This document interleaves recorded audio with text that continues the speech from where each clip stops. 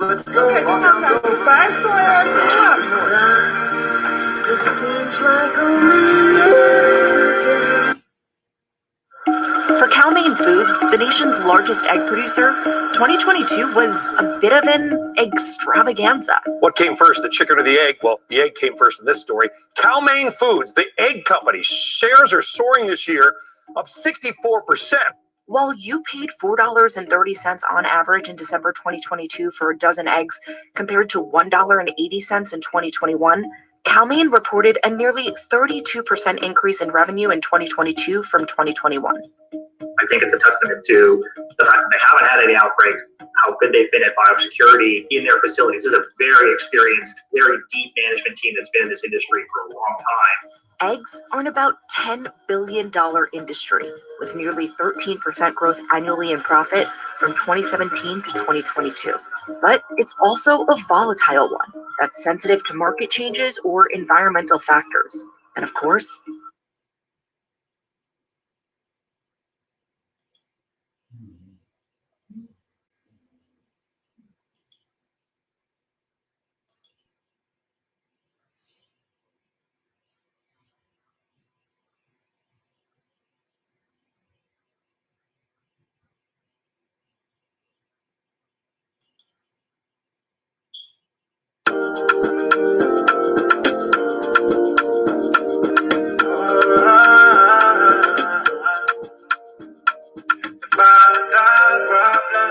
Relationship now, I'm on them. If you fuck me again, you're the only one I want. All of them, now they want my Betty, oh yeah. She wanna see romance, oh yeah. Her body's so interesting, oh yeah. She get it back from big testing, oh yeah. Falling hard for you, oh yeah. Hard times too, oh yeah.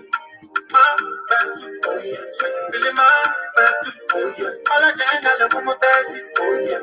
She wanna see romance, oh yeah. Her body's so interesting, oh yeah. She get it back from big testing, oh yeah. Darling, I'm for you, oh yeah. All for you, oh yeah. My back to, oh yeah. Are you feeling my back to, oh yeah. My baby tell me say, she love my style. She really wanna be the one to walk out. Let me down now, if I ever break your heart. If I ever lie, if I ever leave you, let me bow. Everything going up, you the only one who keeps me coming down. The way you give me peace of mind, I know that you don't ever wanna see me frown. Now I got all I'm looking for, doing anytime. Where you are, where you come from, where you from, son of a son, wanna compare. No, sorry, but she doesn't compare. But if you force her to show yourself, she'll lay down flat, that's so bad. That's my baby, yeah. You know I won't rest. That's my baby, yeah, yeah, yeah. All of them now they want my Betty, oh yeah. She wanna see romance, oh yeah. All of this so interesting, oh yeah. She get it back from big testing, oh yeah. Falling hard for you, oh yeah. Hard times too, oh yeah. My back too, oh yeah. Feeling my back too, oh yeah. All of them now they want my Betty, oh yeah. She wanna see romance, oh yeah. Her body's so interesting, oh yeah. She get it back from big testing, oh yeah. Darling, I'm for you, oh yeah. All for you, oh yeah. My back too, oh yeah. Are you feeling my back too, oh yeah.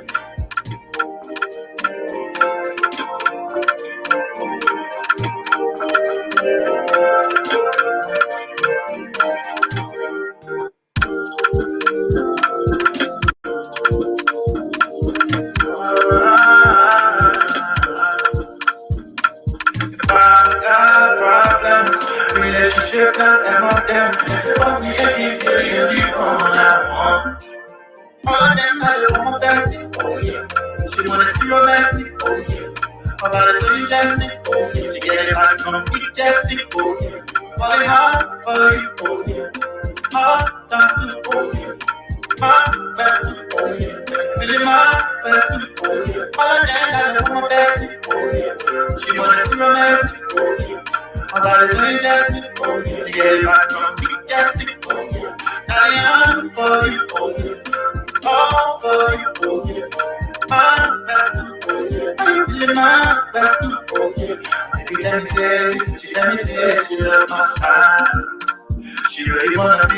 if you wanna be the one to go down. Let me get down if I ever break your heart. If I ever down, if I ever leave you, let me bow. Everything going up, you the only one keep me coming down. When you give me peace of mind, I don't see you ever wanna see me frown. Not a kind of looking for the way that you down. Where you are, where you come from, where you from, son, I'm a wanna compare. No, sorry, oh, she doesn't compare. But if you force her to show yourself, she'll lay down flat down somewhere. That's my baby, yeah. You can go all your ways. That's my baby, yeah, yeah, yeah. All of them now they want my Betty, oh yeah. She wanna see romance, oh yeah. About the sweet Jasmine, oh yeah. To get it back from big Jasmine, oh yeah. Falling hard for you, oh yeah. Hard dance to the oh yeah. My Betty, oh yeah. Feeling my Betty, oh yeah. All of them now they want my Betty, oh yeah. She wanna see romance, oh yeah. About the sweet Jasmine, oh yeah. To get it back from big Jasmine, oh yeah. Now they young for you, oh yeah. All for you, oh yeah. My Betty, oh yeah. I'm feeling my Betty, oh yeah.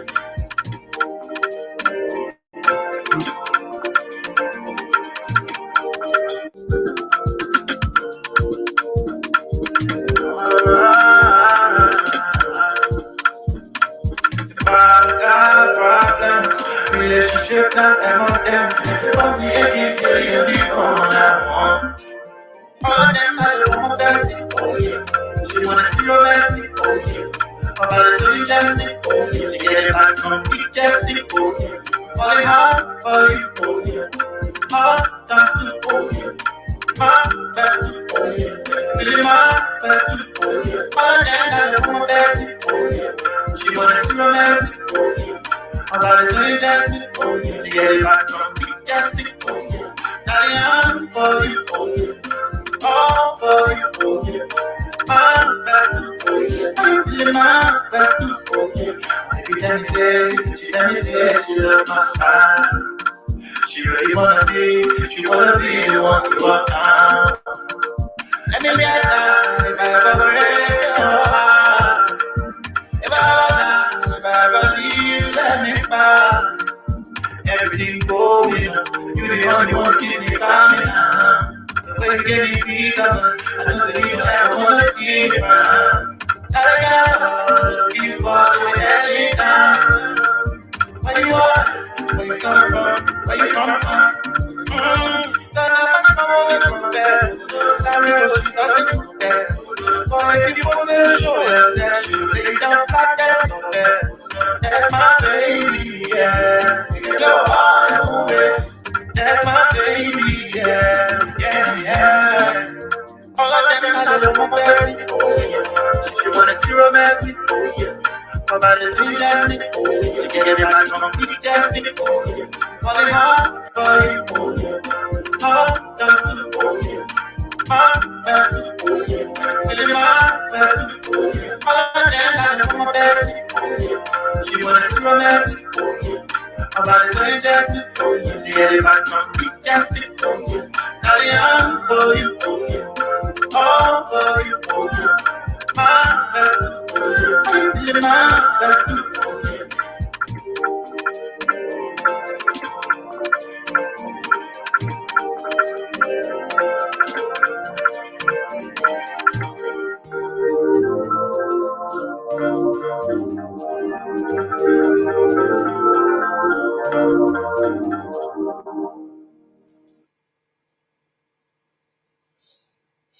All right.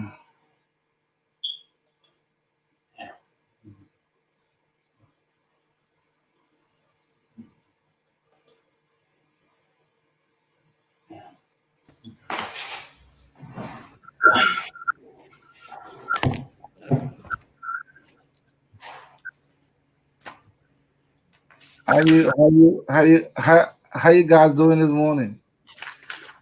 Blessed to be above ground. Good morning, everyone. Morning.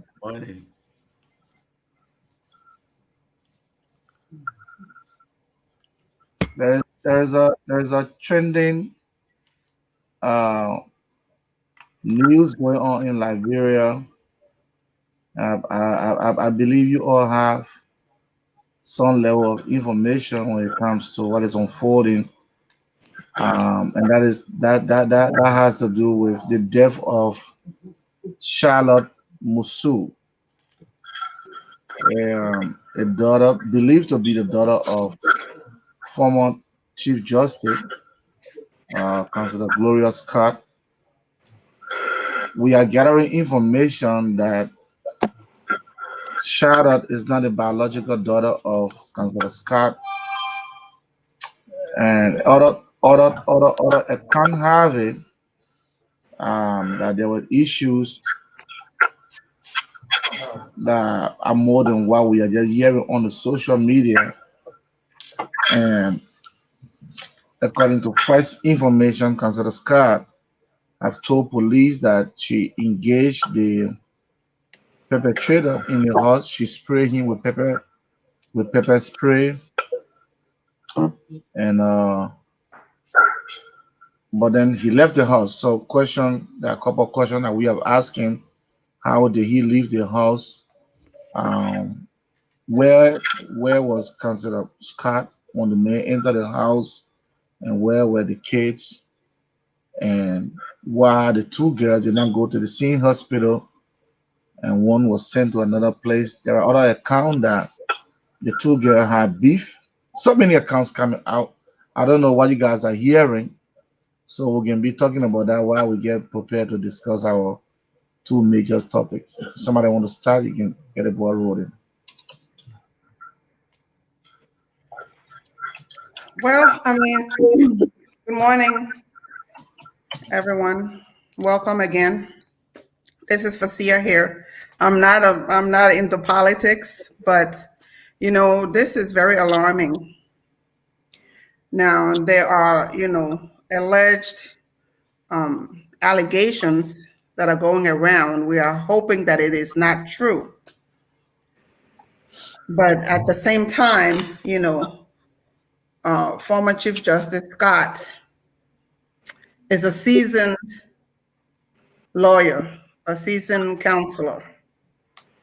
So where there is smoke, there is fire. So they really, really need to do a thorough investigation. And my condolences goes out to the family.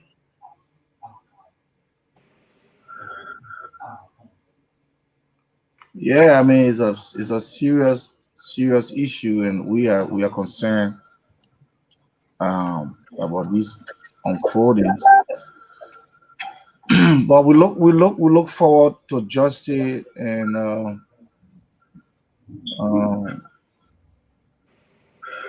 the truth should come out. It should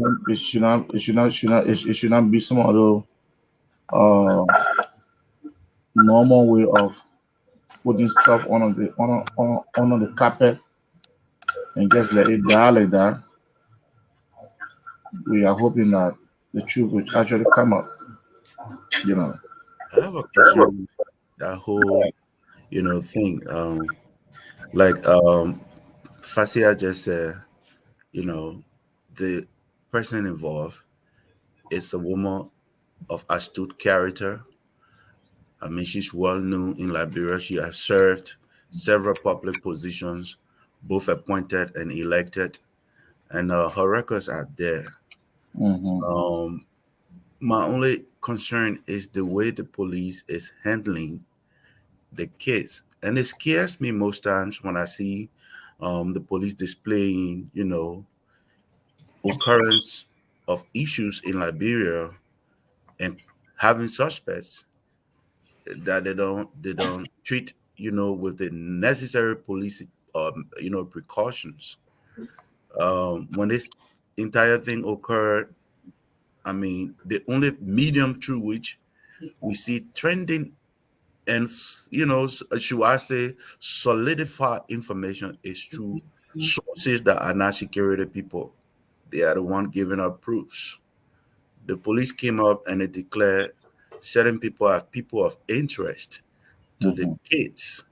And if somebody is declared person of interest, if this person was not a person of high caliber, it's a murder case. Most times in Liberia, we see that the person is going to be on a police jurisdiction, until further investigations or proofs are given to charge this person and send them to court.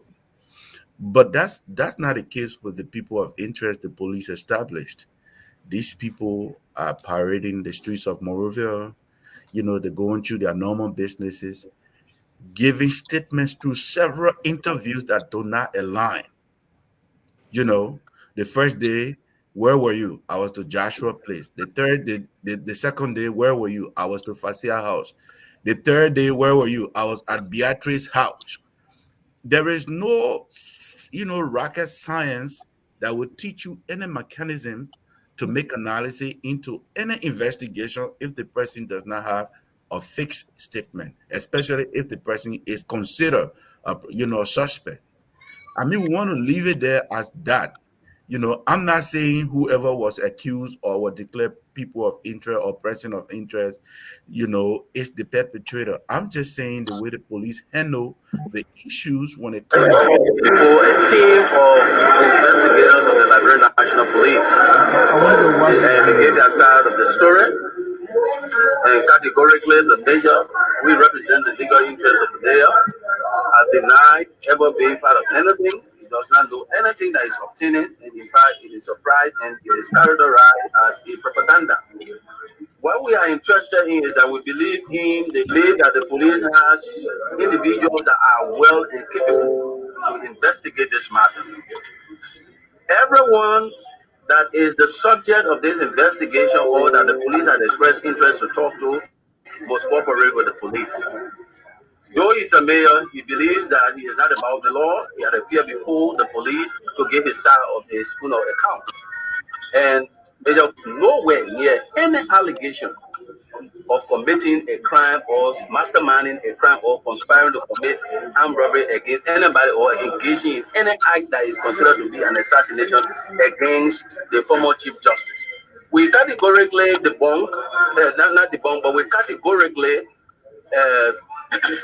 express our sympathy to the victim of the act that unfolded at the level of at the location of the former Chief Justice, and we condemn it in the strongest term.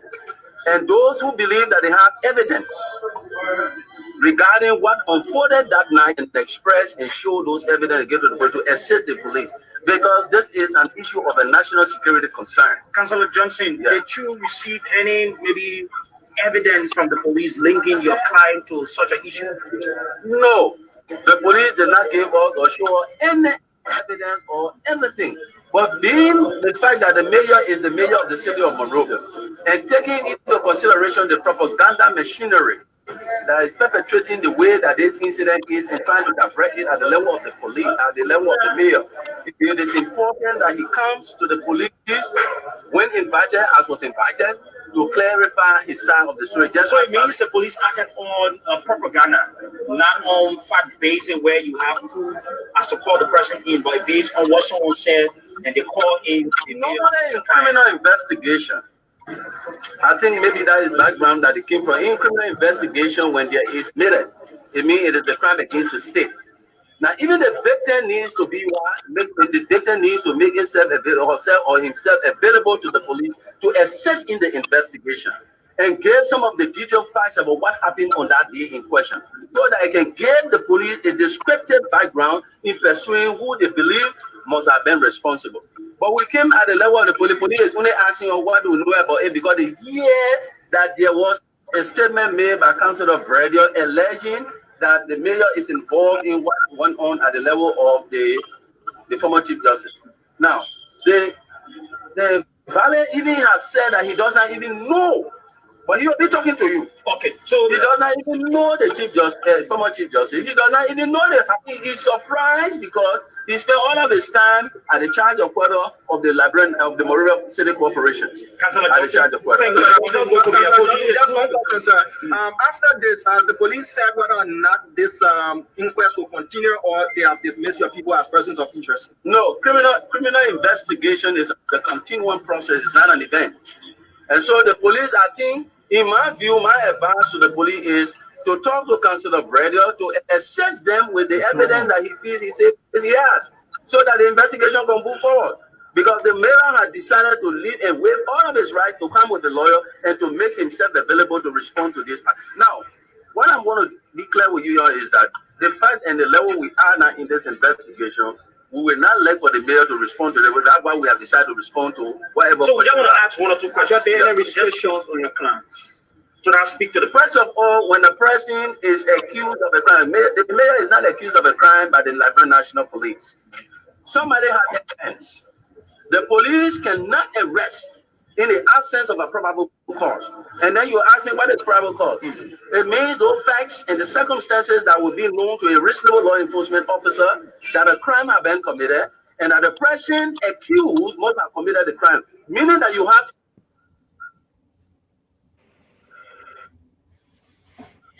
So there we are. Those are some of the interaction with some of the newsmaker in Liberia. But I mean that is not our major talking point. Beatrice had no idea of what we are talking about. But those are tribute issue unfolding in Liberia. In Sierra Leone, the airport has been remodeled, just how we did in Liberia. The Sierra Leone airport has been remodeled by this administration. They dedicated it 2 days ago. That is a good thing because most time when we travel from America to Africa, we have to pass through Sierra Leone, then we go to Liberia. Then when you leave in, you pass through Liberia and go to Sierra Leone. So Sierra Leone airport is at least quote unquote up to date. So it's a good news in neighboring country. Hopefully, Liberia and Sierra Leone can build new airport and leave other renovated airport, and we can be on the same standard with other people. So, first talking point.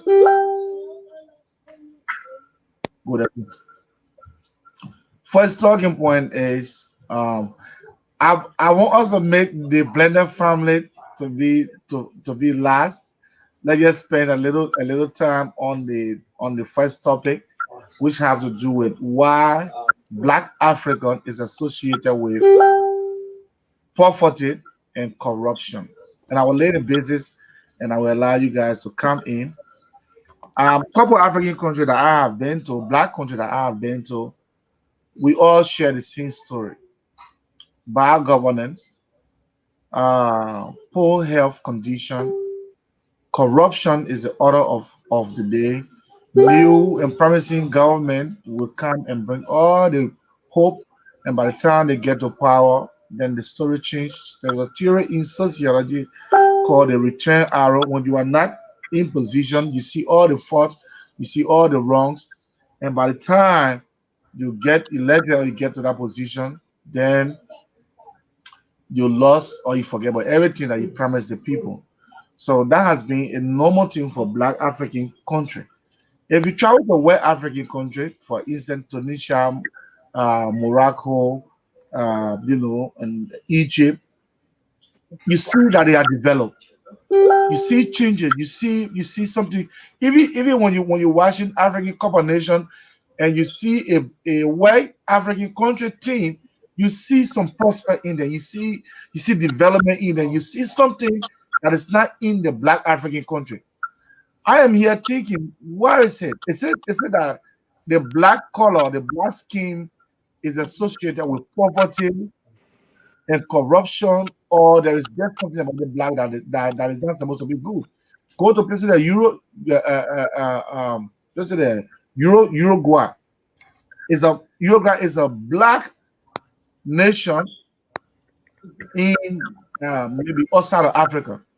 Go to Haiti, they are not in Africa, they're suffering. Every dominant black nation got some level of, disadvantage. So I just want to bring that up. What you think? Is it a curse? Is it anything that is responsible? Maybe Beatrice will come from a biblical background. Is the black generation associated with the Ishmael generation? Yeah. I thought I was the last one. After everybody talked, and I pick. All right. Yeah, well, I can say like corruption. The reason why African nation were mixed with corruption is just like selfishness and greed. Selfishness and greed, and also I can say lack of knowledge. Also, we make Africa to remain in this kind of state, because if they understand that if I support this person, even though it's not on my party, but this person is doing good, you and the person, might not be cool, but the idea that the person is bringing is very healthy and is very productive, then we can support the person and, make a better life. But African presidents or African leaders, we are only concerned about ourselves. Somebody can even bring good idea just because they don't like the person, just because they're selfish, then they will not even employ the person. There are a lot of people that are qualified in Africa. They are qualified. Graduates, they have the qualification. But just because the leaders at that time is not connected to the qualified. So even though the qualified has all the ability, has all the, potential to make things happen well in Africa, just because you are not connected to the present leaders or to the present government, you will not be employed. So a lot of dream has been killed because of that. And they put their own people that they are connected with, even though that person did not even finish secondary school, even though that person is not even qualified, that person will be struggling in that office. But African leader will put that, and with doing that, we can never go forward, because the country is not a family thing. Like, it's not a family thing, my brother. If I be a president, if I be an ambassador, or if I be like a minister, deputy minister, I'm going to go take all my people from the village. I'm going to go take all people that have not ever entered school, people that have not ever got civilization. They put them in a position that they are not qualified. Why is the people that are qualified to improve the country with that, and they went to school for that particular cause or for that particular situation, those people are sitting down? So that's very, very painful. So that's why African people we're doing corruption, because the people that are qualified, you're leading the people that are qualified to corrupt. Because if I'm qualified for this job, but if I hear that somebody that is not qualified is in that job, some people will do worse. You understand? Everybody will be fighting for themselves. So that's why even the ones that are qualified, they're involved in corruption now, because what they are qualified for, they have not been using what they are qualified for. So I can rest my case on that.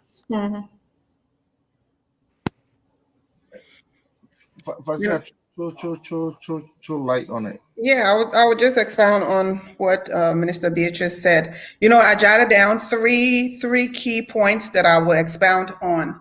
And the first one is the family, and it also ties with the blended family, but the family also ties with this corruption and in the especially the African nations.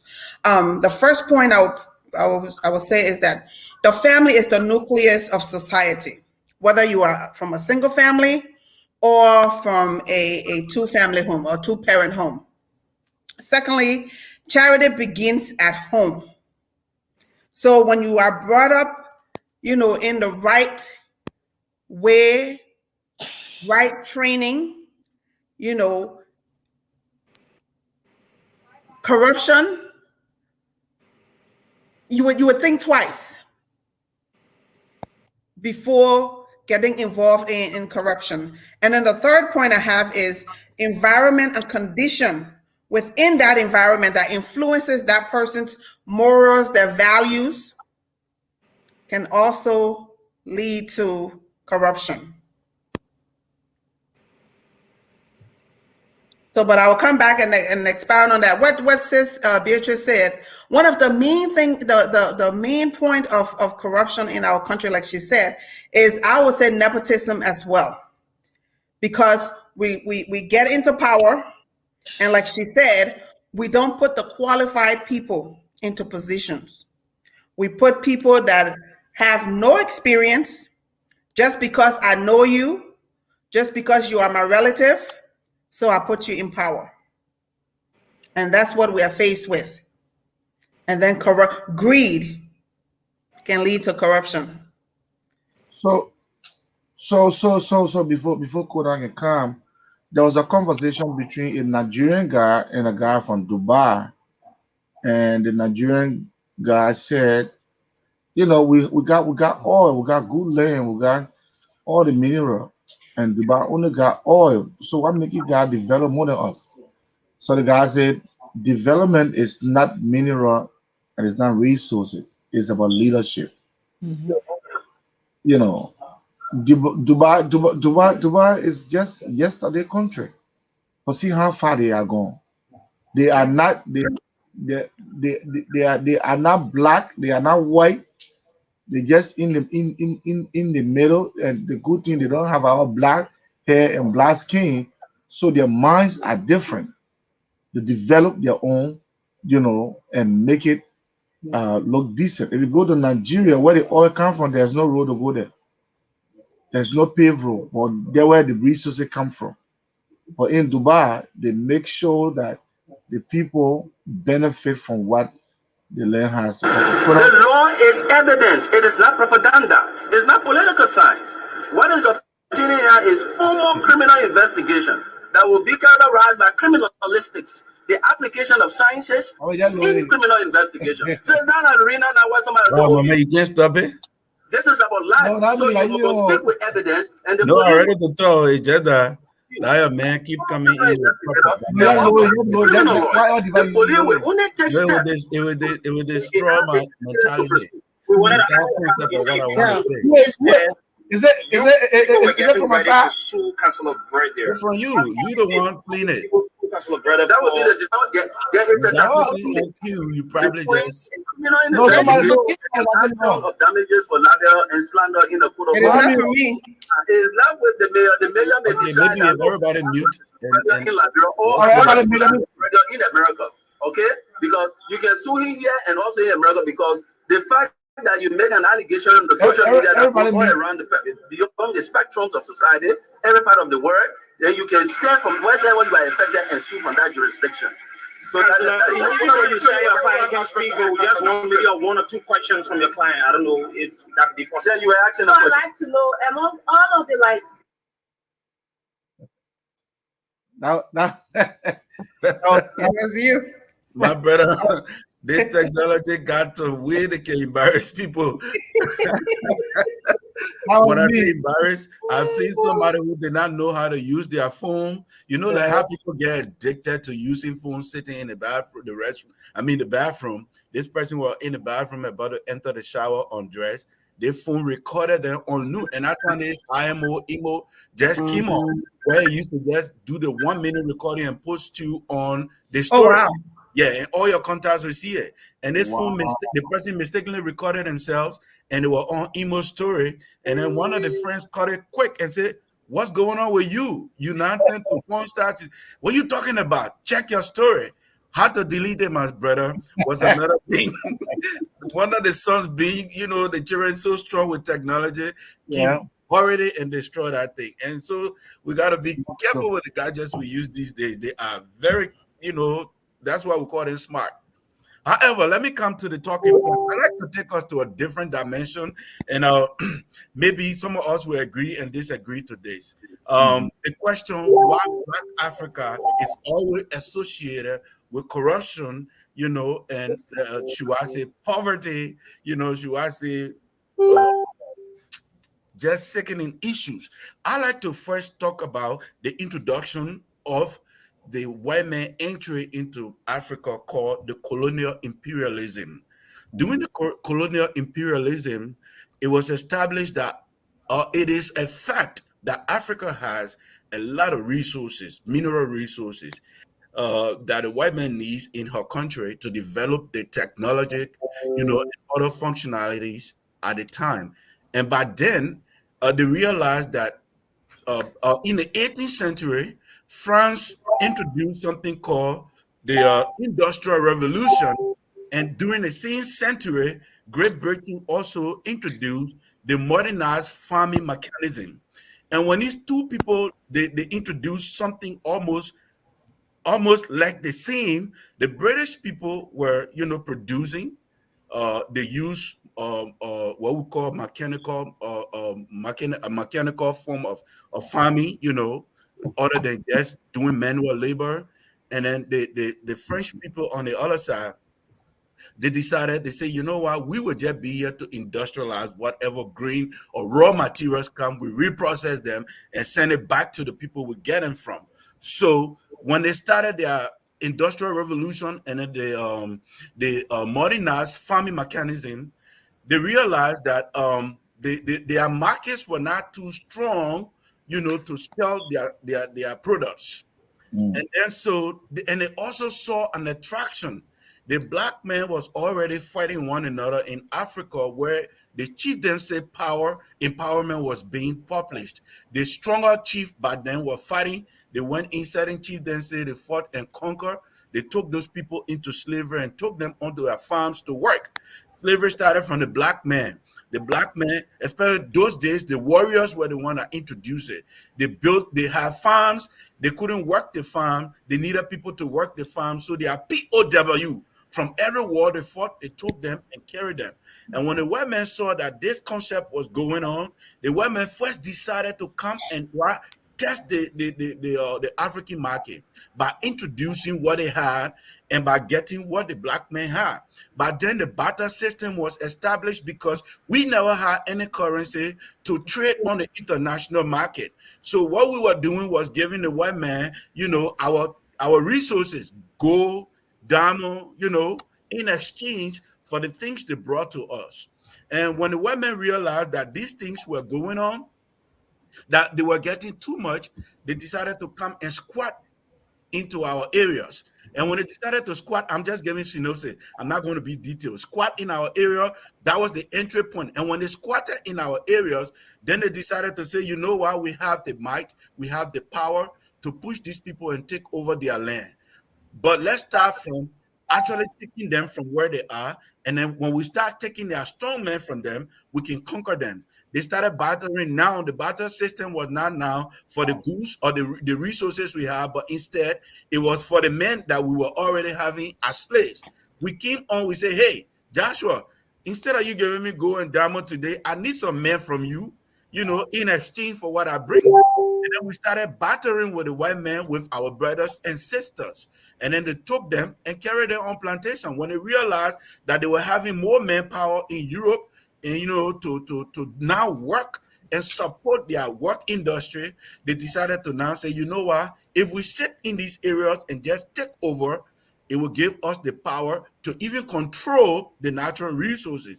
Then there were the colonial, imperialists decided to take on African countries.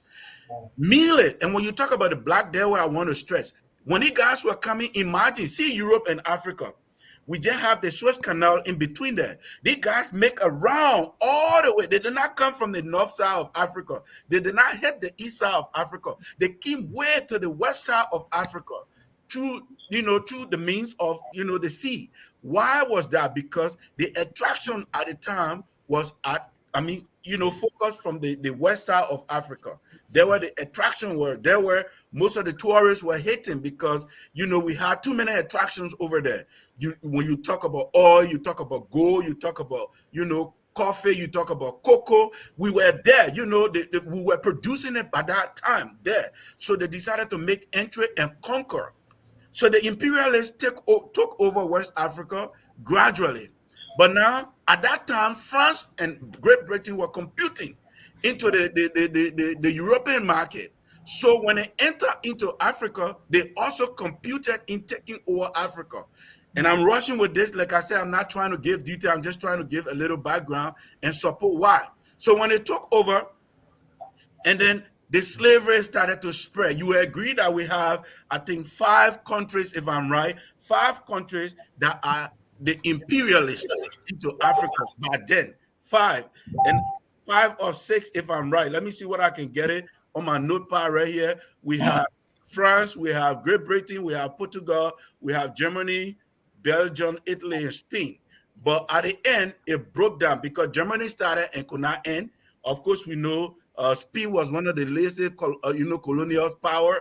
They started and they didn't go far. Italy was also one of the lazy ones. They started, they didn't go too far. The stronger one, Joshua, hold on, let me say this basic. And you agree that when they took over, after they took over these countries, they started fighting territorial, wars.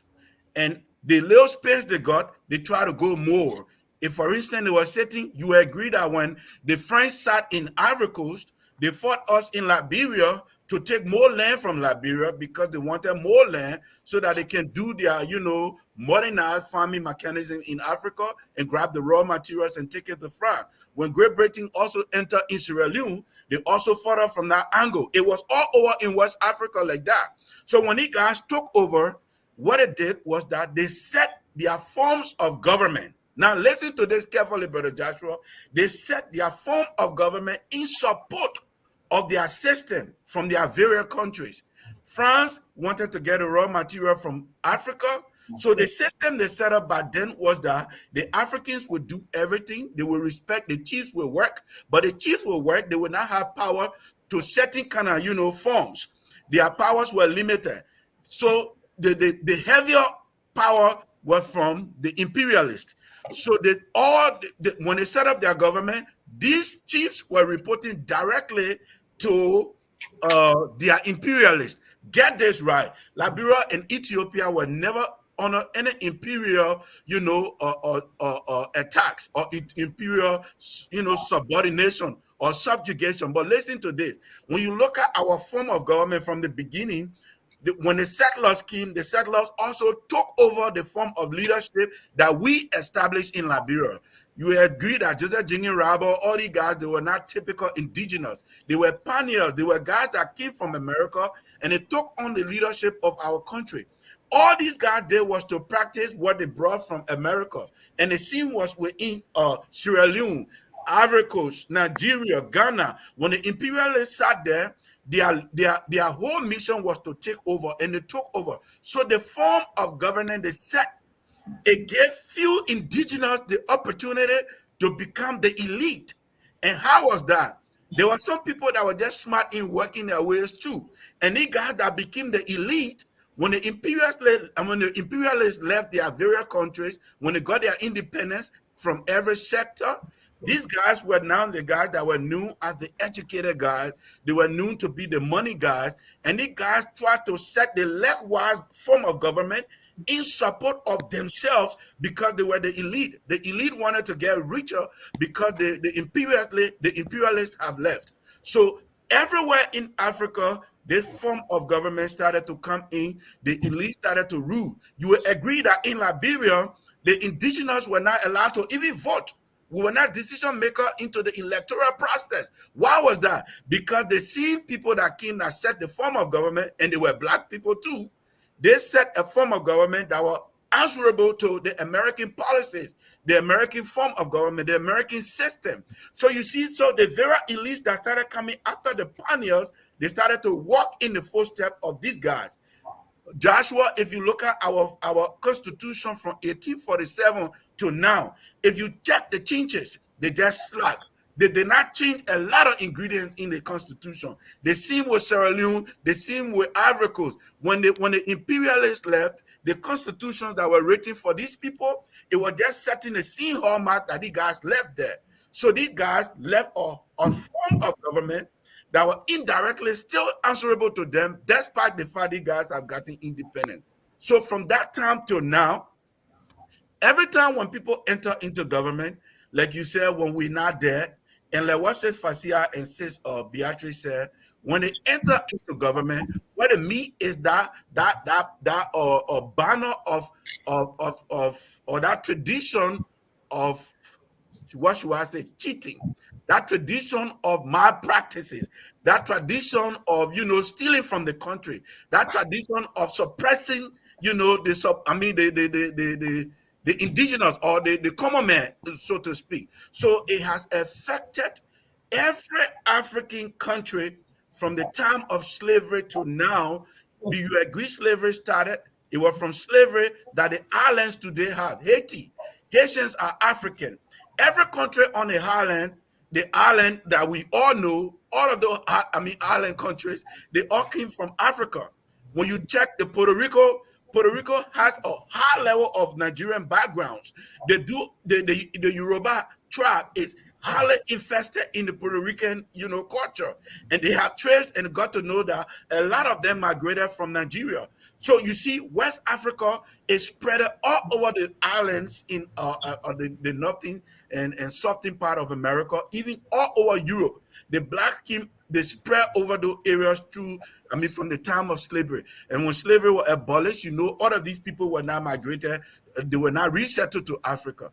They got reintegrated into these societies and they left there. So what left on their minds was scars, scars of being slaves. And then so they decided to do the wrong things. The people who we consider slaves that came back and settled in Morovia, you saw how they treated even we, the Liberians, because they were returned. They practiced the same treatment that they got when they were on the plantation, going in the interiors, taking people's children, bring them, use them in their homes, whip their behind. They do all the work in the homes, and the guys were never opportune to go to school. They were never privileged to learn what they knew. So those systems corrupted the minds of the Black African. And so every time when it takes religion, it takes the love for country to transform the hearts and minds of people when they make entry into public position. Because every time you go into public position, the first thing you see is money. And if your love for country is marginalized, your love for country is below, your quest for national transformation, the money that you see is going to change you. The next thing that changed a lot of the people is power. Power changed your best friend to your worst enemy. Because when they get at that level, they don't see you as friend anymore. They see you as their subordinate. And when they see you from the level of being their subordinate, you guys are not equals anymore. So you don't operate with them like before. When you come to them at that level, they see you as an enemy. They see you as a threat. So these are the reasons why Black Africa continue to subjugate to the powers of, imperialism indirectly to today. I like to pause over there for my intro. Maybe my sisters can argue on it to go back and forth. Even you can come in to question, but I can argue 100% that the corruption you see today that started over there, it started from our chieftaincy, and then it came on when the imperialists took over. It even worsened the concept of our whole thing. Thank you. So let me just come in before I let the sister come in. Your argument is good, but I have few concerns on your argument. All right, holding all things concerned, let's remove Liberia and Ethiopia from the case. Sierra Leone, Ghana, and Africa, from Guinea and other places, they were colonized. And people that colonized them, they have system, they are developed. Why are they not developed? Why didn't they learn from the colonial master? Why are they not practicing what their master are doing and did yesterday? My concern is, why are we not developed? Nigeria, you talk about Portugal. Portugal is developed. Majority of you see they get Malato, Nigeria, all that. It's a link from Portugal. Portugal is not a pure well country. They are mixed, but they are developed. Mhm. Sierra Leone is their whole government system is from Great Britain, as Nigeria and Ghana. Most times Sierra Leone travel to Great Britain, even America. Just after the war, before people coming to America, it was Liberians who like America business. But this country that have colonial master, their master are doing better. Why are we not doing better as Black Africans? That is my Joshua, before the sisters come in, I will tell you, I will just refer you back to what I said. You will check on that the developments of this country were doing the imperialist conqueror. You know, when these guys sat there, you know the guys, when they come in, they build where they sit. They bring their system from where they are. And now what happened back in the days? When the guys came in, the areas they were residing, and they knew the best way they could promote their economy was to also invite investors. When investors come in, they're not going to live in the hut that the black men were staying in. So they had to build some form of livelihood to suit and host the people that were supporting the economy from where they hail from. So when the guys came, they left. What they left? A system that was exploiting the African resources. That's the system they left. So when they left, that system still remains today. So even the black that take over leadership, they meet that system. You know what is the system? The system of money laundering, the system of getting our resources and sending it to the white man country, the system of allowing the African man to live in abject poverty and then send all our resources to enrich the white man country. The cell phone we use today, the laptop we use today, 65% of those resources come from Africa. It will interest you to know that 63% of those resources come from Congo. Trust me, brother. The only thing you see happening today is that the same imperialist system that they left in place is still going on. What happened even in our country, even though we're not under the conqueror, the imperial conqueror of detail over words. But you will agree that we stay alluded to the same system that the imperialists said. What is it? Our government today, you can find people build houses in Liberia. Back in the days, when John Brown became representative, he wanted to find a way to buy a house in America or Europe. Why was that? Because that was the concept the imperialists did to all their people that were living in Africa back then. Extract from Africa, come and develop our world. Until now, the black African feels that the best way to steal from their fellow blacks is to steal and go under the protection of the white man, into the developed countries. So let me get a sister the chance. But I'm just telling you that the imperialist form of government is still going on in Africa. Our black brothers. Yeah, you want to talk about why we are not developed. We have colonial master. We have a blueprint. Great Britain is developed. Sierra Leone got the whole governing system from Great Britain. Uh, Ghana, at least Ghana is trying, but Guinea, Liberia, Sierra Leone, those are the three major countries we can talk about. At least Africa not too bad. Corruption is there, but these are the countries that are undeveloped. Somalia and other black nations for that matter. Why are we not developed and our colonial master are doing better?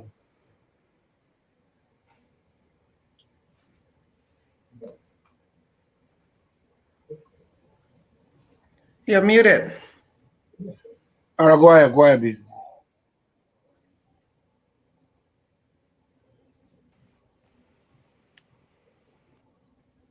B, go ahead. Yeah, can you repeat the question again? I'm sorry. So, Black Africa is undeveloped. They're associated with corruption, and it is our concern. This Black African country, they have blueprint with the colonial master. Colonial master, they do the election free and fair. They build infrastructure to benefit their citizen. But we who, quote unquote, who are their children, we are not we are not doing better. Why? Wow. It's because of, I can say, lack of vision, Right. bankruptcy of vision. When a man or anyone or a country leaders have bankruptcy of vision, we will not go nowhere. Bankruptcy of vision stagnates us. Bankruptcy of vision limit our potential. And Sierra Leone or African country, we have great potential. We have great leaders. We have great talented people. But just because we are bankrupt, we don't even know whatever we want it now. You understand? We don't care about tomorrow. We don't care about the consequences. We don't see far. Because if we have vision, our vision will guide us. If we have vision, our vision will help us to walk on the right path. But we don't have vision. You can see Brother Powell, African country like APC leader. APC leader will start a project, for example, in Sierra Leone. APC leader will start a project. And when that term of that presidential candidate end, or that term of presidential, era end, you will see that when SLPP come, SLPP will destroy the vision or the project that APC starts. They are always starting. They're never ending. For us to continue, if Sister Hilton is the president of Sierra Leone, for example, then when Sister Hilton started a project like, empowering the youth, trying to take them out from the street, building projects for the youth, trying to employ them, trying to keep their mind focused. Actually, what is happening today in Sierra Leone? Look at the how do you call that drugs? The Kush. Sister Hilton started that project trying to minimize the idleness of the youth. Then her term finished, and we see a great improvement. We see a great productive improvement on what she was doing. Then I came as the next president after her term end. Then just because I don't like the praises she's getting, guess what? I will get rid of whatever she was doing. I will condemn it. I will destroy it just because she started it. You understand? We are fighting. Africa presidents, I can say they are so blind. They are fighting against each other, not knowing that they are putting the country into destruction. Me fighting against what Sister Hilton started, seeing that lives have been saved. I'm fighting against Sister Hilton, not knowing that I'm fighting against my own children. I'm fighting against Sister Hilton project of bringing the youth together, not knowing that I'm fighting my own children. So me came trying to condemn whatever she's doing because I have the power. African president, they're using their power foolishly. Foolishly. At the end of the day, it will come back to us. Me destroying whatever she started because she's not on my side. Me destroying whatever she started because she's not my own candidate. Forgetting that my children are in the same country. You understand? Forgetting that my siblings will be affected by what I'm destroying. So it's like we're throwing the stone against one person, not knowing that that stone will come back to you. So we don't have vision, Brother Powell. Sure. If we have vision, we will support each other's dream. They're always starting. Guess what? SLPP in Sierra Leone, I'm not a fan of politics. There are people that are supporting SLPP despite they know that SLPP is not doing well. But just because of what they're getting, you understand? Just because of the little thing they're getting. And there are people that are supporting APC when they know that APC is not doing well. But just because of the connection, just because of the connection I'm getting from APC, I don't care. You see the error SLPP is doing. You see the damage APC is doing. Let's get a vision, a broad vision, not a selfish vision or a personal vision. Because Sierra Leone or Liberia or Ghana or Nigeria, it's not for one person. Right. It's not for one person. Whatever we do, we will repeat. So whatever we are doing, let's forget. The Bible says, by all means, we should interest of others. We should seek the interest. Yes, bro. Sister Hilton is doing that. Even though Sister Hilton is not on my party, I'm not a fan, but at least let me clap for Sister Hilton. Let me too. When I come into president, I support. But whatever Sister Hilton do, when I come, I will destroy it. Then by destroying all what Sister Hilton did during her 8 years, during her 4 years. By the time I finish destroying all that, then me coming as a new president, what will I achieve? Nothing. Nothing. So I believe our ancestors and our people before us, they had vision. They were back. I can say that. Thank you so much, B. You brought us some very. I saw Fasia shaking her head, grabbing some point from what you were saying. But Fasia, I want you to close this session. Give your point, we'll close it, and then we'll go to our next talking point.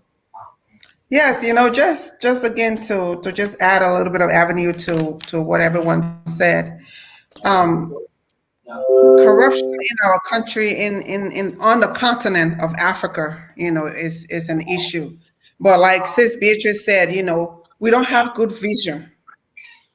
We need to have good sets of rules and laws in place, and also the citizens has to abide by those rules and laws. We have to take accountability, make people accountable for, if they're stealing from the government and you're caught, you are held accountable. Don't sweep it under the rug. Don't make it as though, it's okay. We can put somebody else in and they come and do the same thing. Build infrastructures, bridges, roads, hospitals, schools.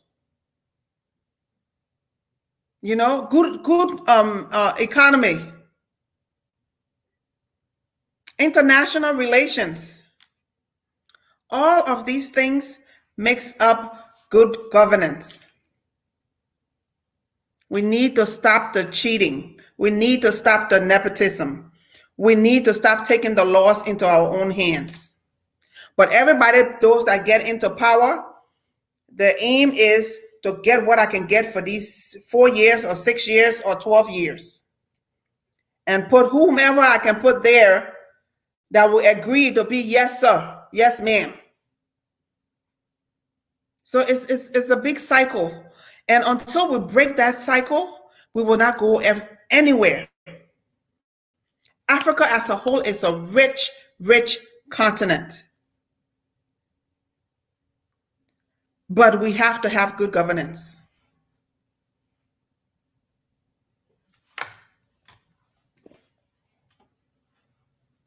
Joshua, can I throw 1 minute before you go to the next topic? And I just wanted to also add up by saying that Max Weber theory on bureaucracy says that if you want a good government, be a good citizen. You will also agree that even though we are, coming back on the failure of African governance to put into place perspective, that would change the future, the infrastructure of the country, but we're not sincere to the system. We're not sincere. Being a Liberian, and Sis Fasia is also a Liberian, I'm probably doing a certain kind of business and she wants to do it. I'm never going to help her. I feel that she's going to be a competitor, and I don't want competition in my business. So I'm going to make sure I marginalize her, fight her in every way for her not to come into the business. For instance, some of the practices that go on into our African settings, you go to a hospital, you are actually a emergency patient, probably won't get care or motorbike carry you, and then maybe you had an accident, your leg got broken, and then you enter in the ER, you see the nurse asking you, when you are doing your full break, and they're asking you knowing that you're in pain. I've seen a situation where one of my brothers was a lawmaker. I had running stomach. I went to the hospital. She never knew me.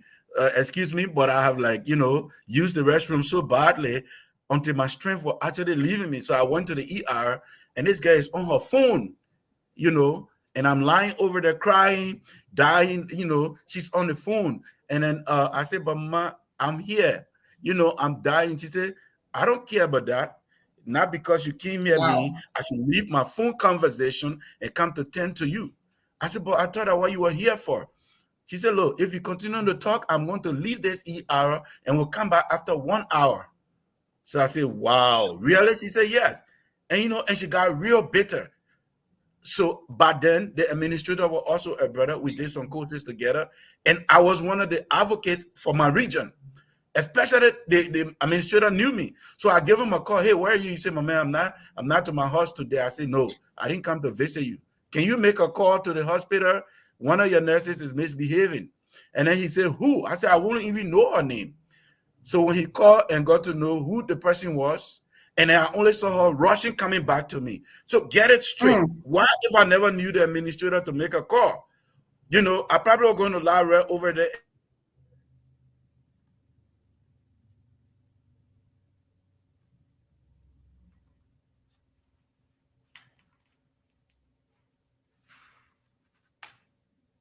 I think his internet is freezing. But just to take off from what he was saying, that is the problem in Africa as a whole.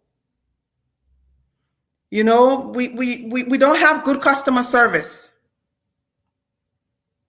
We do not have good customer service. It's all who you know. So long as I tell you that I know the president or I know the vice president, and then I can get things done. But if I'm the layman that does not know anybody, I will have to pay money upon money to get little things done, which is sad. Good customer service is also good governance.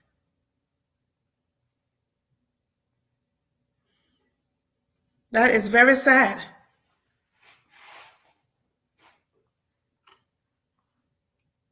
Are you hearing me? I'm not hearing you. Yeah, we're hearing you. Yeah, like I was saying, that's a very, very good point. I am one of the person who don't like the idea of calling, somebody in higher authority to get my stuff done. But sometimes the people who are in charge will force you against your will to call somebody. Whenever I goes to Liberia, I do as normal people do. I don't want to call friend because I'm connected to the person before my work. My work should be done regardless of who I know or who I don't know. But people can force you to against your will. You start to call. That one time the police arrested me in Liberia. The guy said I should untin my car. I said, look, the car is not my car. I'm renting this car. I was stringing here. Why do I untin the people's car and care about? I'll be in trouble. So, but say you are a law enforcer, you can go ahead and untin it. I will video record you so that the owner will know that I did not do it intentionally. This guy's intention was to take money from me, so he kept making stuff around. And then Jesse in I thought Jesse was in the NSA, and that was in December the country was tense. So Jesse keep and I said, this officer pulled me over. He wanted to until the car, didn't do it. Then I asked him now for his name and badge number.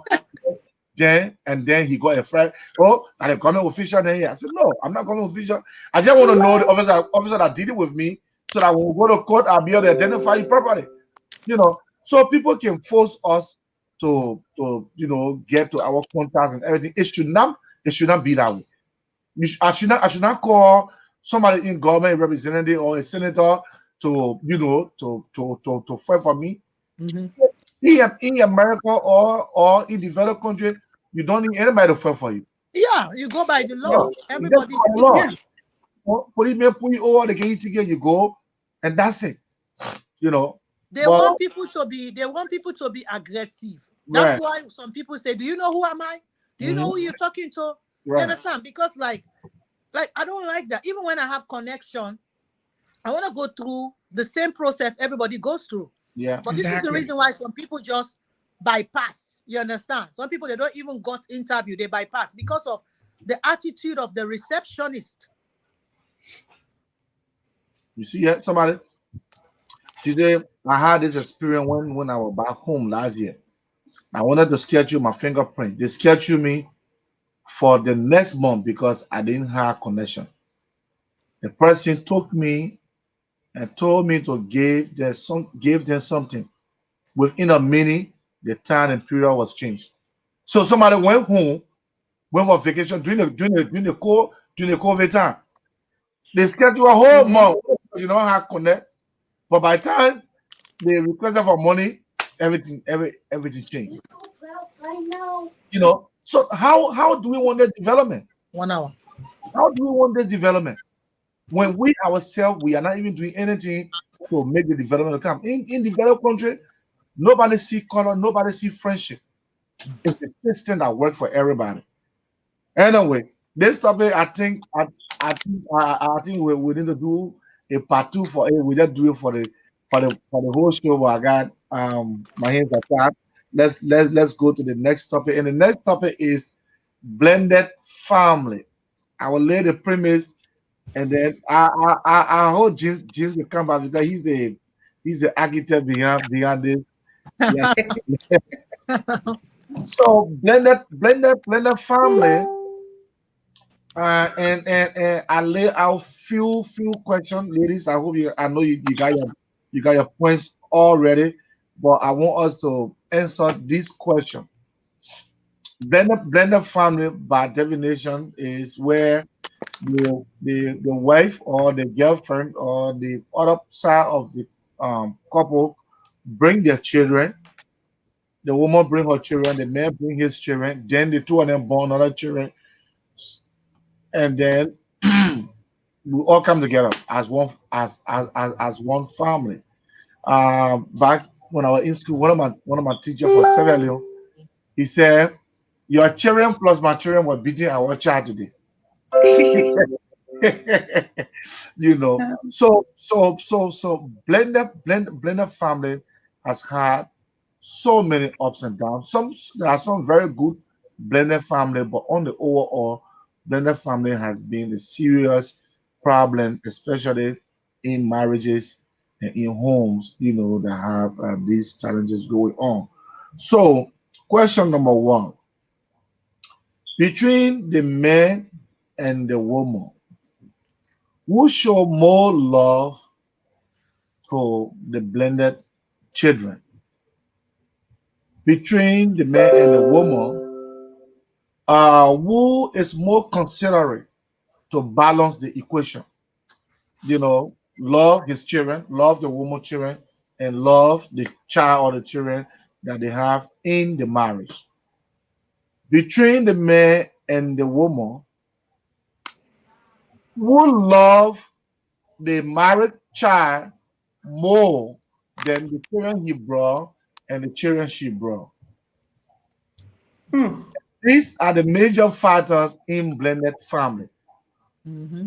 The children brought from different sides and the child that was born in that marriage will receive more love, concern, and care. The children from the man's side, the children from the woman's side, and the children between the couple, which one another receive more love and more concern and more care. Actually, let's start.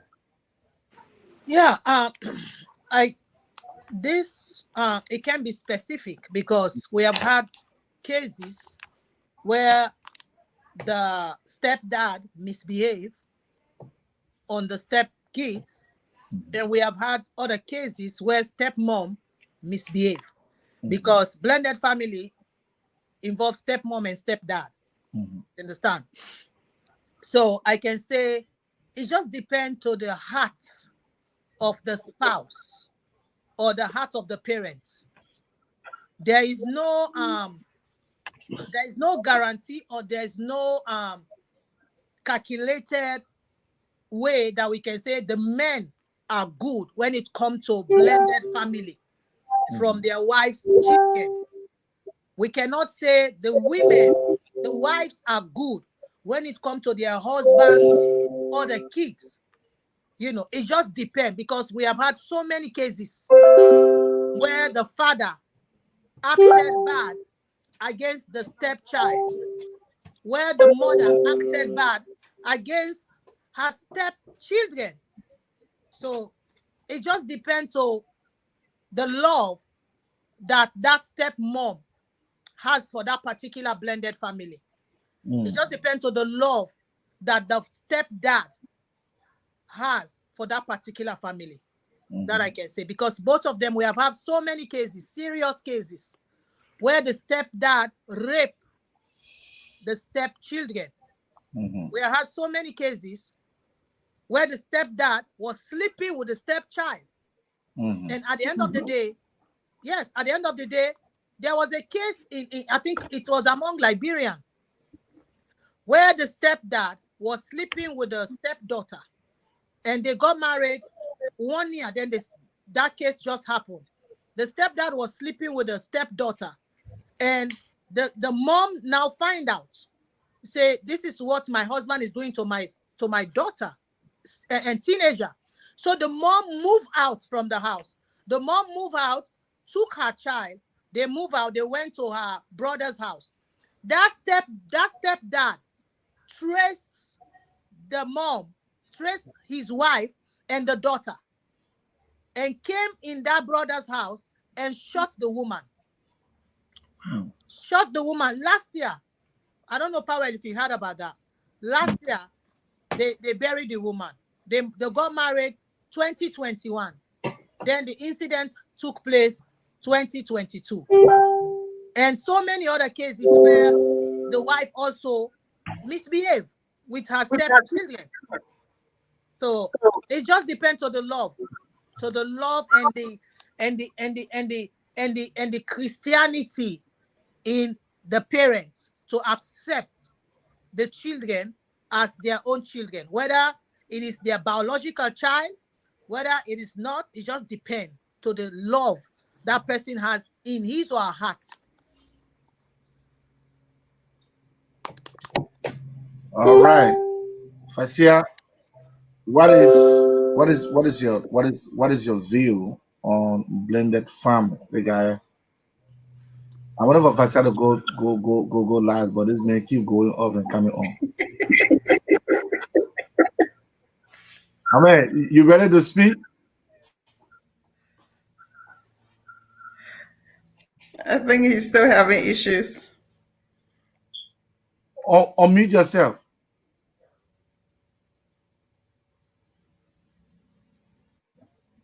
La put us putting Jose Boca. They don't know technology. Oh God. Well, you know, I'll go while we're waiting for him. You know, blended family, like Sis Beatrice said, you know, the love has to take priority. You know, my father passed away when I was 2 months old. So it was just my mother and I. And then my mother met my stepfather, and you know, they got married. So I was in a blended family. Okay. But never one day did I feel left out. And also, even my sister from my stepfather's side.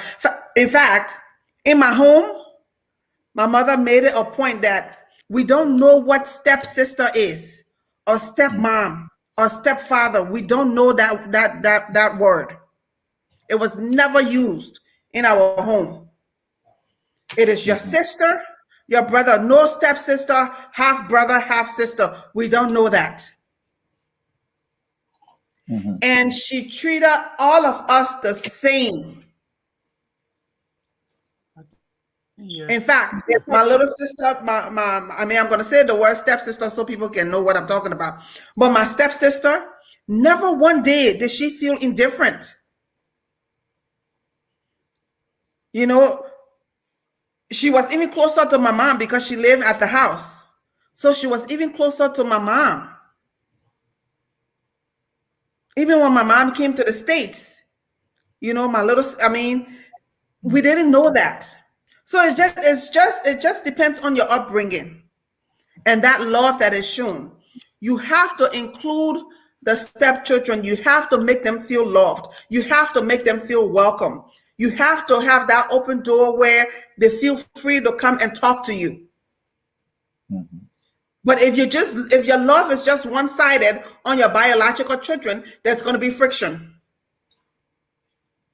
There's going to be friction. There's going to be disrespect.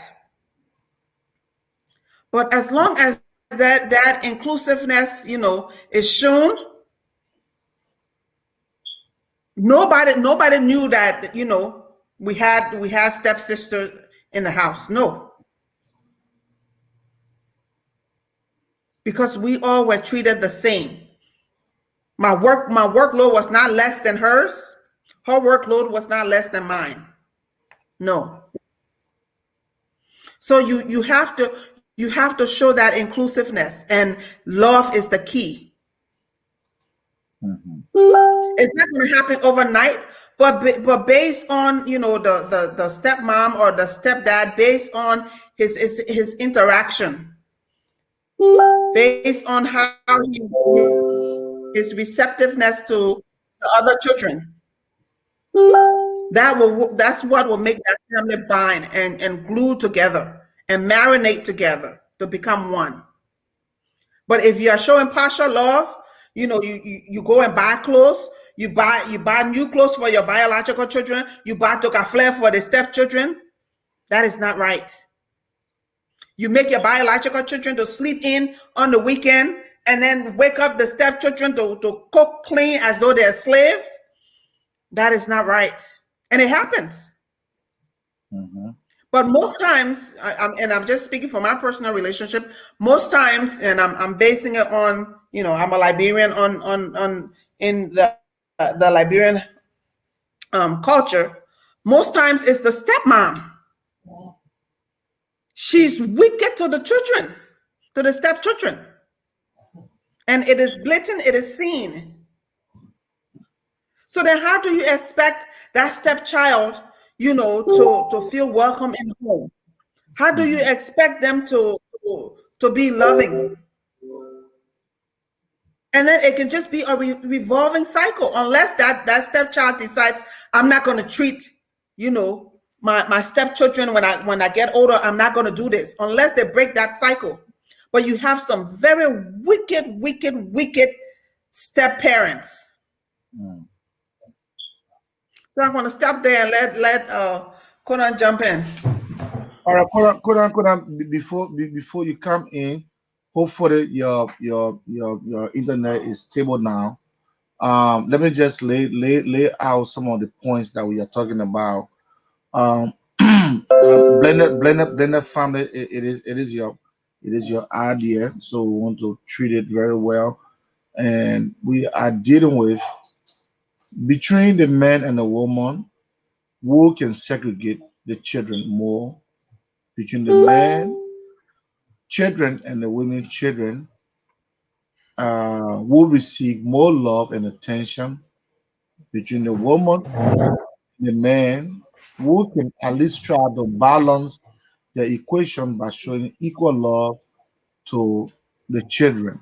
As I just spoke of growing up in a blended family, but there was no segregation. There was nothing like, you know, you are not my child and you are my stepchild of and all that. And then when you are given yours, then we'll talk about what American call half brother and half sister and all that. let's deal with this question. What is your view on blended family between the man and the woman who encourage or who practice the most evil in blended family? Conan, you have to unmute yourself. Okay. I just did. I want to be very careful with my choice of words when it comes to saying this, because sometimes words can be very demeaning, depending on the context you apply it. I would not want to say, who is the most mean or evil person, but I want to say from statistics, it is globally proven that you can easily find a stepmother to ill-treat a child versus a father. I mean, those are global statistics. Because the woman knows what she wants you to bear her child. She will love her children or her child very much. And some of the challenges we face when we are entering into, parenthood into a blended family would be, number one, who you are entering into the blended family will have to be buried at a certain point in time or at some point in time. For instance, if you are a single man who got used to raising up your kids by yourself, you got to know this time around there's a mother, and the mother has to play her motherly role versus you play your fatherly role. And for you, the woman, if you were single for 2 years, 3 years, 8 years, you got to now know that you have a man in the home that will have to play the manly role. And now you assuming you are still single. That's my first intake on it. And one of the areas too that we face problem when we get into blended families is setting up the rules to run the family. I probably was used to having my kids come home 6 p.m. But my wife probably allow her children, come home anytime they wish. So if we do not come on one understanding as to how we set the rules, we're going to have problems. Since Fasia, Minister Beatrice, they already stressed on a few other points that I heard in lastly. So I just try to go over one or two. And then you got to also know that it's going to take the children time to adjust to taking you as a step parent. For instance, if Joshua got divorced and the kids knew me in the community to be Joshua's friend, and I'm the one marrying Joshua's wife now, the children knew me to be uncle. Now they come and know me to be daddy. So it's going to take time for them to even process it. So you're not going to get mad with them because they're not willing to process you as a stepdad, and then you always get furious when they try to see you from the angle they saw you before. You got to be able to know that they are not machines. They are humans. They got feelings. Even though they're not making the decision for the both of us to come together, but they got feelings into this marriage. And so if you will treat them with the scale of equilibrium, you must respect their opinions, the way they see things. Even though if you came in with your laws and whatever, you should also be careful. Now, Joshua, there's another point. I also see most time in blended family, people don't know that it is not just mere love that changes the relationship. No, it is work, action that is going to take that relationship from where it is to the next level. Not just love. You could love one another for all I care. But if the governance in the home is not adhered to with all the accurate rules, we're going to have problem. And the stepchild is going to have a deep problem even seeing you as their stepdad. For instance, Joshua, if the mom got used to giving the child $10 to go to school every day, she budgeted herself like that. I'm the stepdad coming in. I feel that's a waste of money. But you can't change the rules like that. You have to think about mechanism in the way that you can make the stepchild not to feel victimized by the decision you make. and to be cooperative with whatsoever thing you say. It has to take time, and you have to communicate why you have to change certain rules that were back in the day when they were with their mom, or back in the days when they were with the dad. You got to know that. And there is one key point, Joshua. I probably will pause on this, and then we can go back and forth. And this key point is not permitting the parent of those children in your marriage. It's a sticky issue. There's no way you can divorce the the father of those children to being part of the marriage. And there's no way you can divorce the mother of those children to being part of the marriage. What do I mean? The woman has the right to see her kids when she wants to see them, except where there is a legal threat from that person to the kids. And then the court has to decide that this person cannot see the children because of the threat that they pose when they come in contact with the children. Other than that, that father or that mother has to be involved into the marriage. And you know why most times the spouses find it difficult to bring these people into the marriages?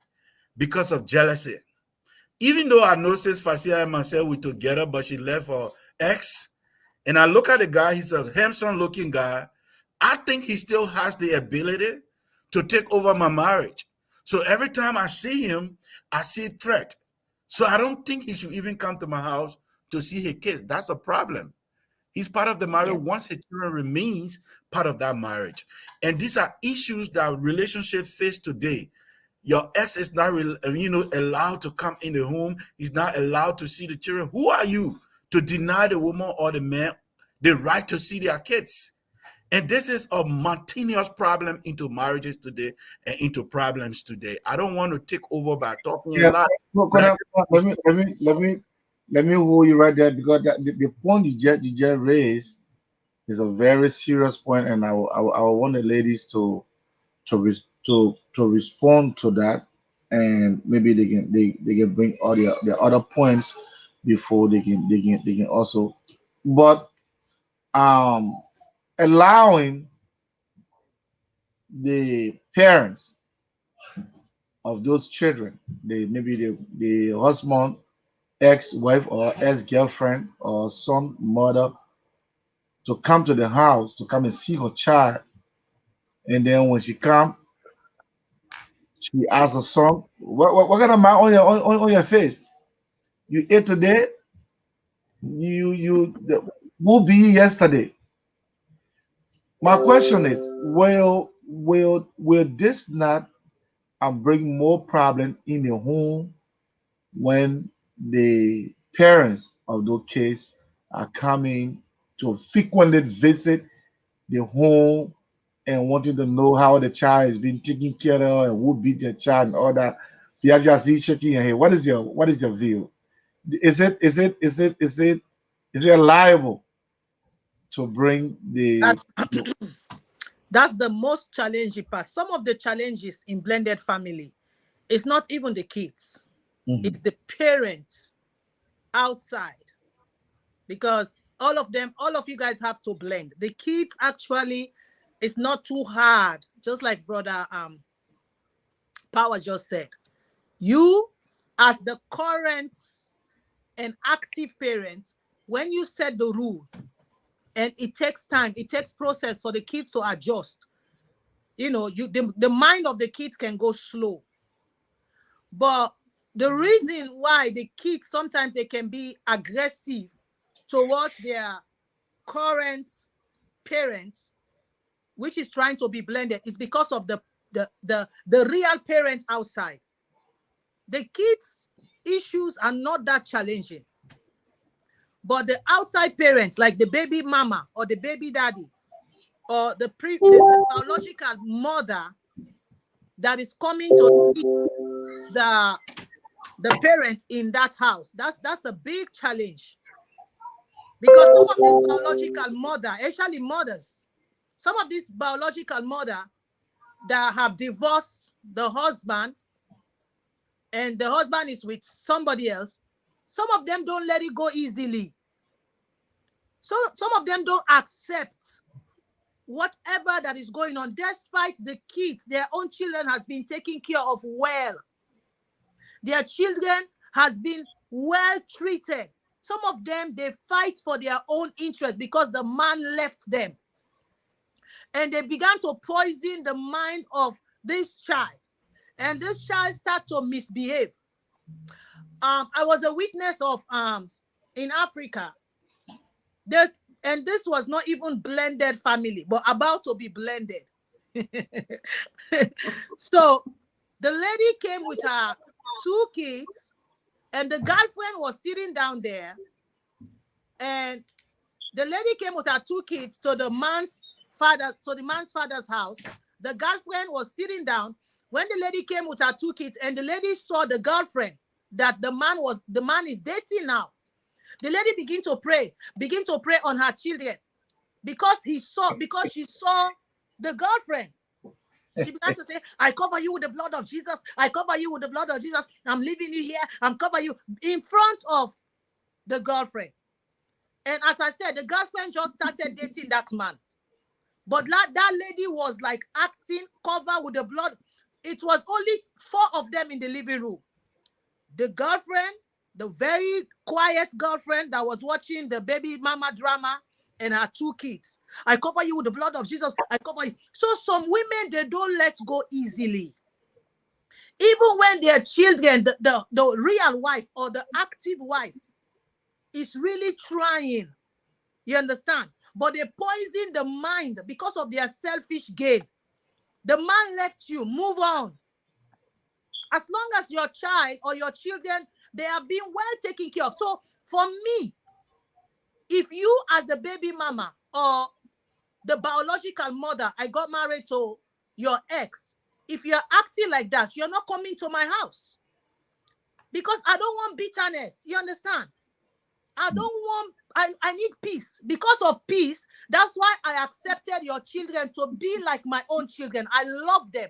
But you don't want to accept. You don't want to move on. You're calling my husband 2 a.m. Hey, what about the school fee? What about, you don't know the time to call? And some men will even go to the extent, say, don't talk to me about anything. Talk to my wife. My wife is in charge. And the baby mama will be so furious. If you have that kind of attitude, I'm not saying if you come in peace, both of us, because it is not one parent that can make a child grow successfully.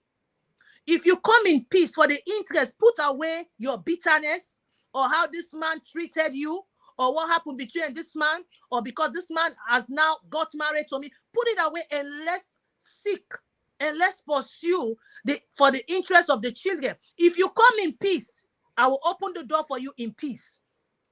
But if you come with that, I'm sorry, you will stay in your car and the kids will go and meet you in the car, but you're not coming seriously. Because like anytime you come, the kids will begin to see tension between us. I don't want tension.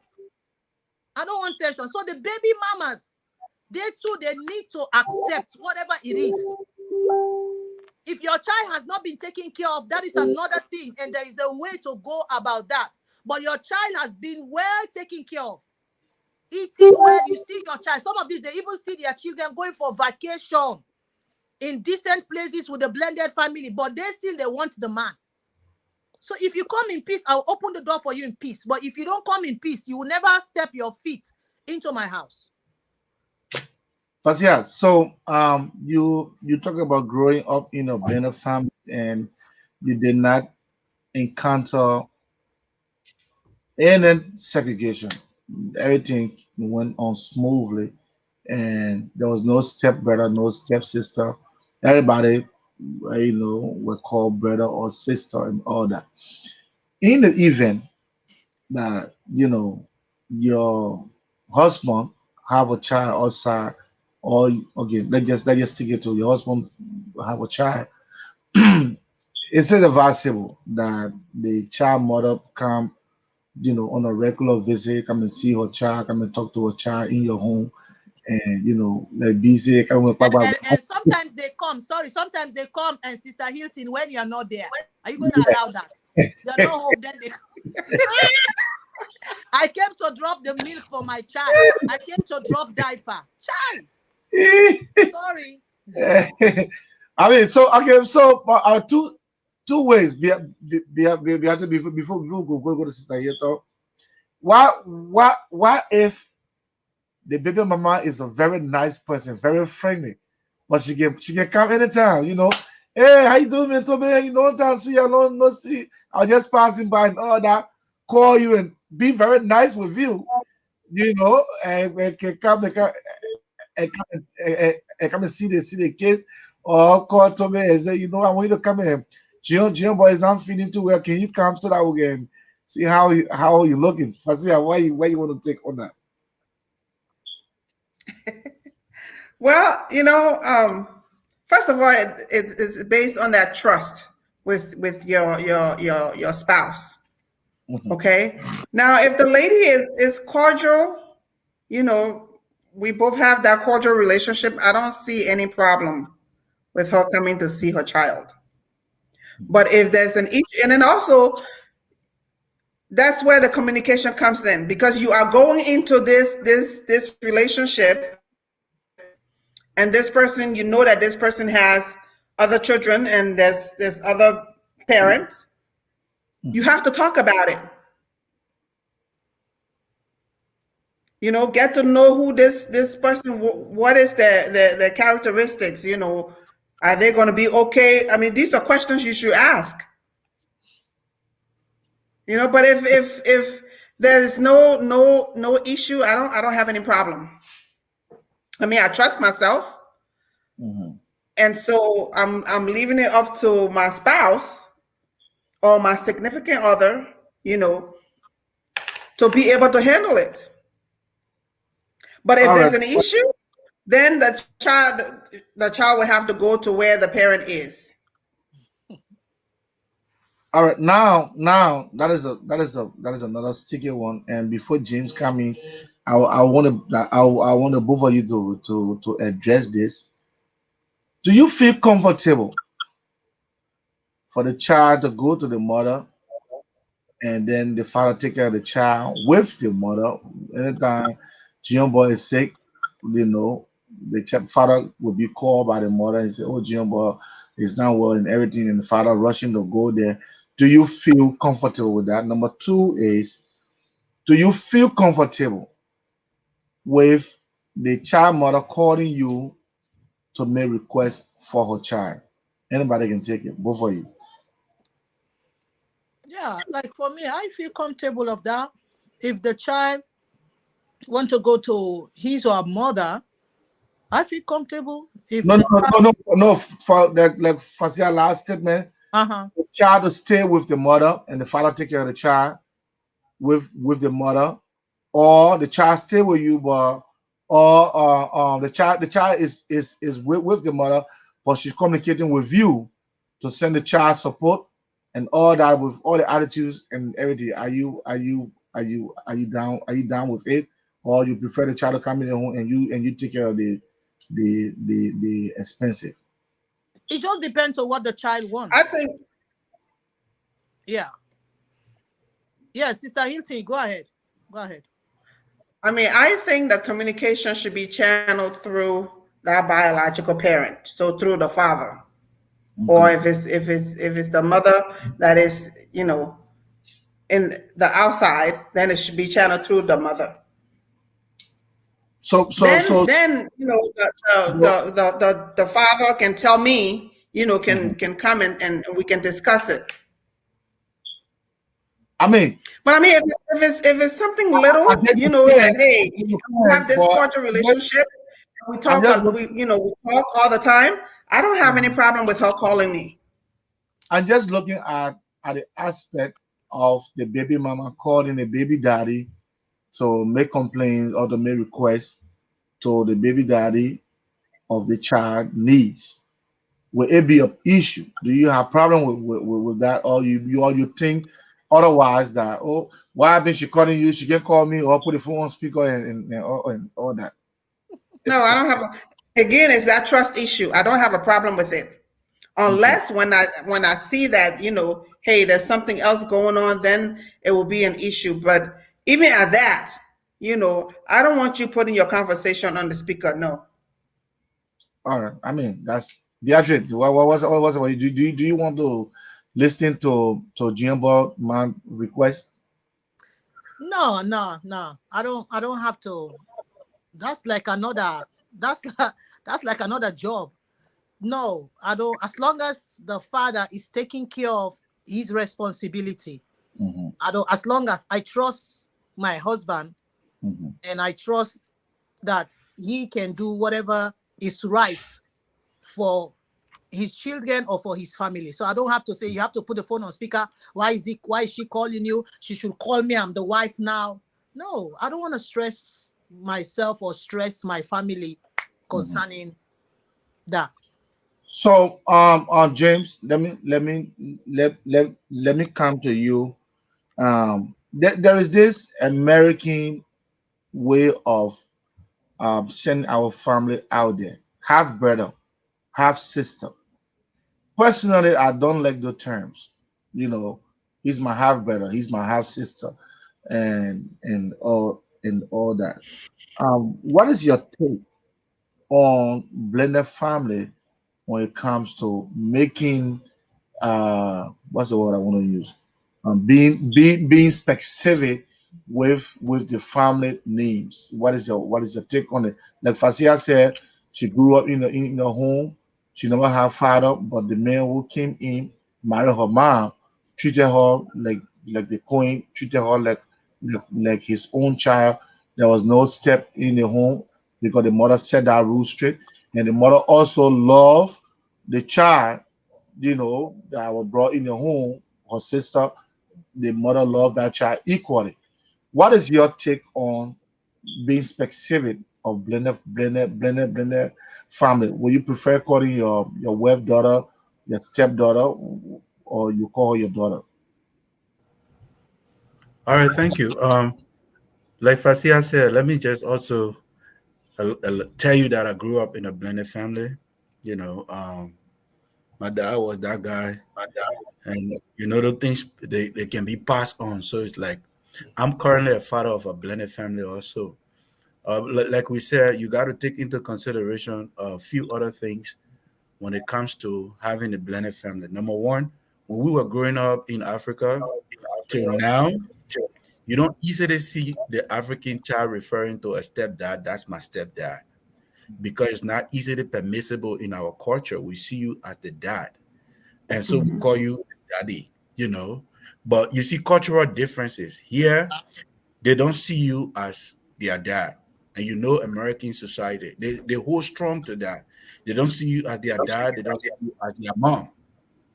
And they remain firm with that.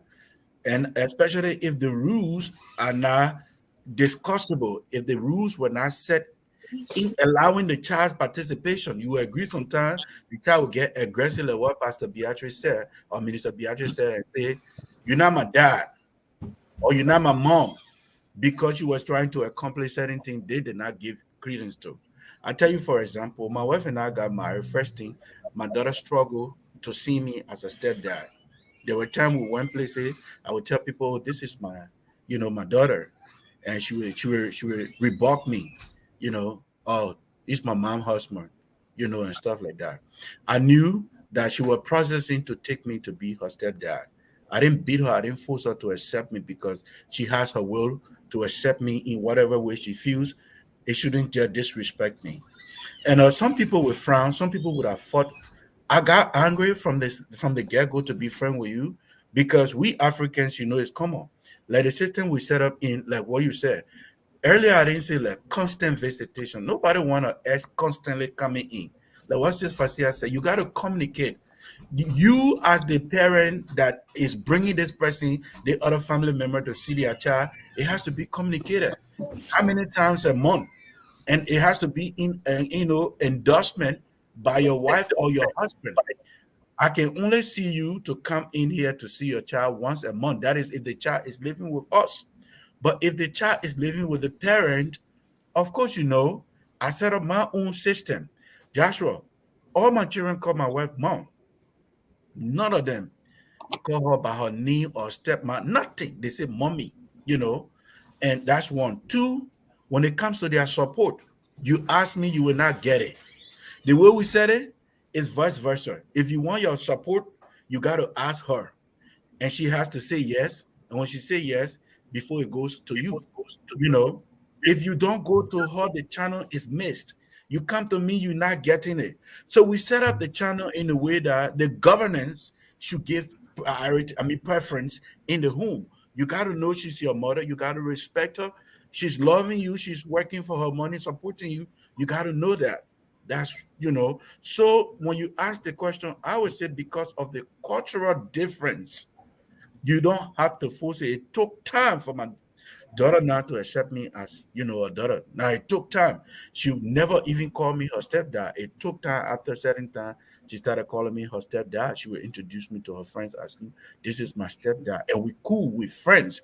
I show her the same way. In fact, I show her love even more than my kids because she's the youngest right now that we are. So I pamper her, like, and there are things sometimes we play around. So my point here, Joshua, is that you can't force the child to accept you as a particular person because you want to be that person. You're being detective. And when you detect your will on the child, it traumatizes them and it's going to cause, struggle in the home. For instance, even when you set your rules, sometimes a child is above 18, but they still live with you. You will set your rules, but you got to sometimes take into consideration their age limit living with you. Even if you set in your rules, you can be very harsh and very abusive when it comes to executing your rules. Sometimes we, the parents, too, will get very abusive. You know what makes a man shame makes him vex. So it goes with the child too. Not because they are children means you should not respect their boundary. A Liberian got a common parable, and I say the parable to anybody. We said there's no bush to throw a bad child. That means that you can't give up on your child because of the bad product they have turned out to be. You got to exercise all the restraint. You got to exercise all the patience. You got to exert every force within your accumulation financially to make sure you try to allowing the child to be good. If they were destined not to be good, they will show up to being that. Heaven sees your efforts, frankly, that you did everything you're supposed to do. So, Joshua, I would say, don't force your will on them. Persuade them. I would like to use the word persuade. Persuade them. Find a common ground. Somebody would say, I was in a debate before, and somebody said, "Your child is not your friend." Joshua, and that debate, I kind of went on the coin. I said, you can't say that. If your child is not your friend, they will never trust you. They will never tell you things. Now you will get angry why your child does not tell you things. They go to the outsider that they trust, they tell things because you don't make them your friends. You think they're supposed to subject to your authority. So because your authority is so harsh that they just supposed to subject to it, and they feel terrified. Even if they were going through, attacks, they were being bullied at school, or somebody is trying to harm them, they don't see you as the way out. They'll rather tell an outsider than you. So that is why you got to be friends with your children. So the guys or women in the home, they are teens, the first day of menstruation, they don't even know. So now an outsider will have to help them. You know why? Because sex is a taboo to talk about in the home. When we were growing up, you can't even mention that thing around your parent. They whip you. But today, we live in a modernized environment, Joshua. You gotta know that if you can't talk about these things, my girls, I remember how I knew my girl was messing up. She just used to be naked around me. So I used to tell her, "Hey, you're getting mature. I'm not a machine. I'm your dad. You can't continue to be like that around me. Oh, dad, come on. You the one brought in the world. What would do this and that?" So you know what I used to do periodically? And people used to say it was wrong. I said, well, that was me. I would tell them, I say, come here. When they come, we'll look at the breast for long and say, somebody touch the breast. The moment I start behaving like that, they'll be laughing. Daddy said, you funny. It came a time of sis Fasia. When I called my daughter, I said, let me see your breast. Daddy, for what? I laughed. I said, since when you stop showing me your breast? You used to be all around here with our bra passing around when I tell you to wear this. You say no. But now why you shame? No, Daddy, I'm grown up now. It came to my mind. My daughter is not mature. Because you know what? When we tie it to the Bible says when you eat that fruit, you will discern between what? Good and evil. So right away, my daughter knew the difference between being naked and clothing yourself. So Joshua, this is where I pause. Don't be ignorant to the development of the body of your kids in the home, and do not dictate your rules or your laws on them because you are the parent. I will pause there. You know, it's a funny thing you brought this topic up. Yeah.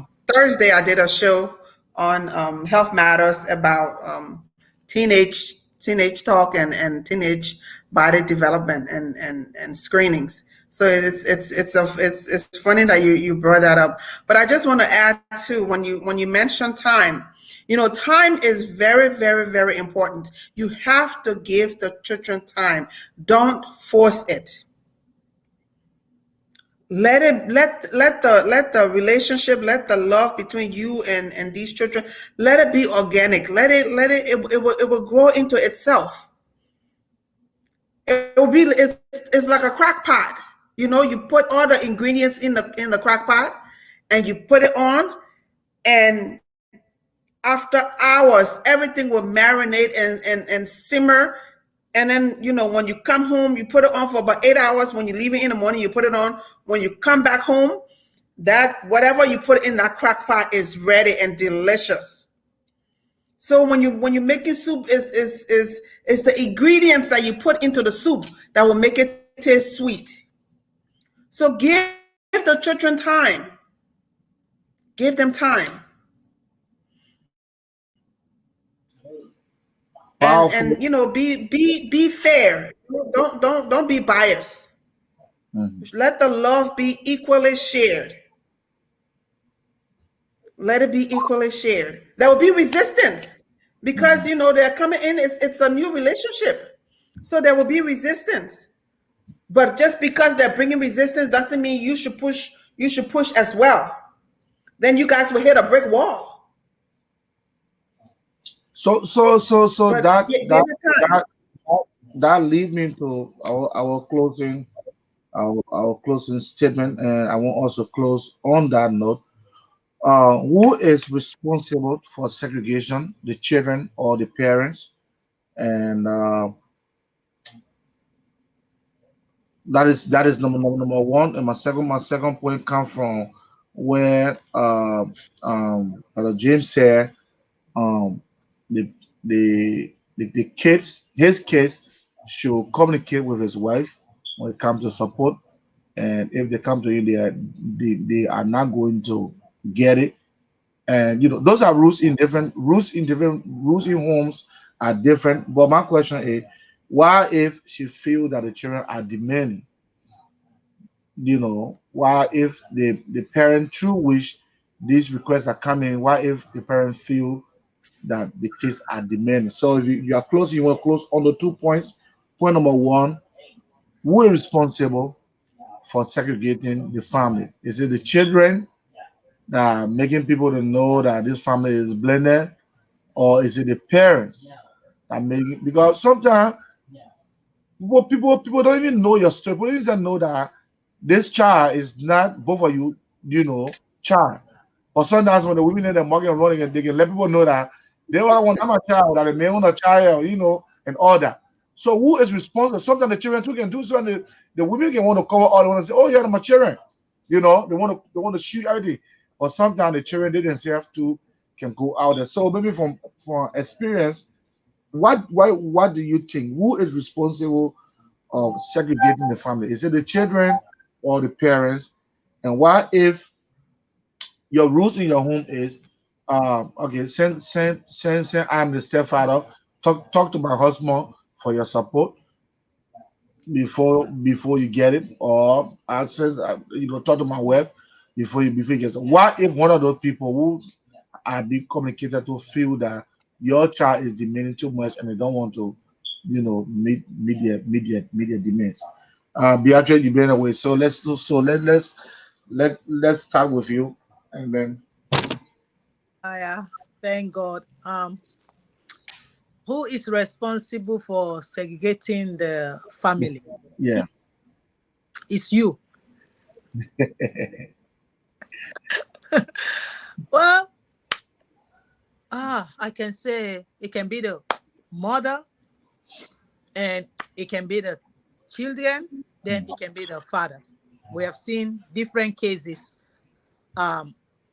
where some stepmom, how they match. I came from a blended family too, but it was never shown in my family that we are blended family. Blended family, in the other words, a Muslim background from where our dad have like 4 wives.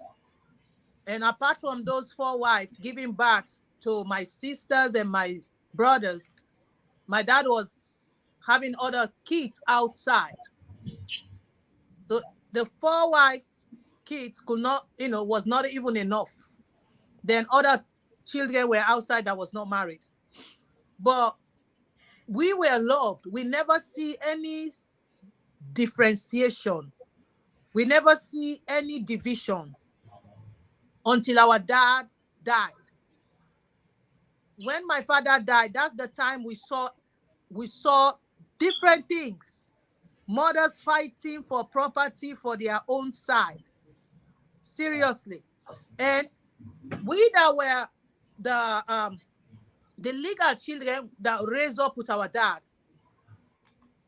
we were not even like comfortable yet with the whole situation or process it yet. Then other children were coming from outside that they are our brothers that we have never known, sisters we have never known. Even so, after. So let me just hold you. So it means the rules changed after your father died. Yes. The hatred came after my father's died, and the division came because of property. But when my dad was alive, everything was okay. No step. We didn't have no step. We only have an elevator. No step. But after the death of my father, oh my God. And up till now, my dad has died, I think almost like 25 years now. Siblings are not talking to siblings. The other women are not talking to my mother in the house. Because even, Brother Powell, even my mom was a different woman. My mom got married to my dad at the age of, I think, 15 or 16. But my mom died at the age of 27. My mom died leaving 4 children with my dad and my stepmothers. So even after my mom died, the way my stepmother was taking care of me, I never knew that she was not my real mom. Never. Because my mom died when she was giving back to me. I never knew my mom. So I grew up knowing my stepmom. I never met my mom. The moment she gave back to me, I lost her. But before that, I already have 3 siblings from my mom.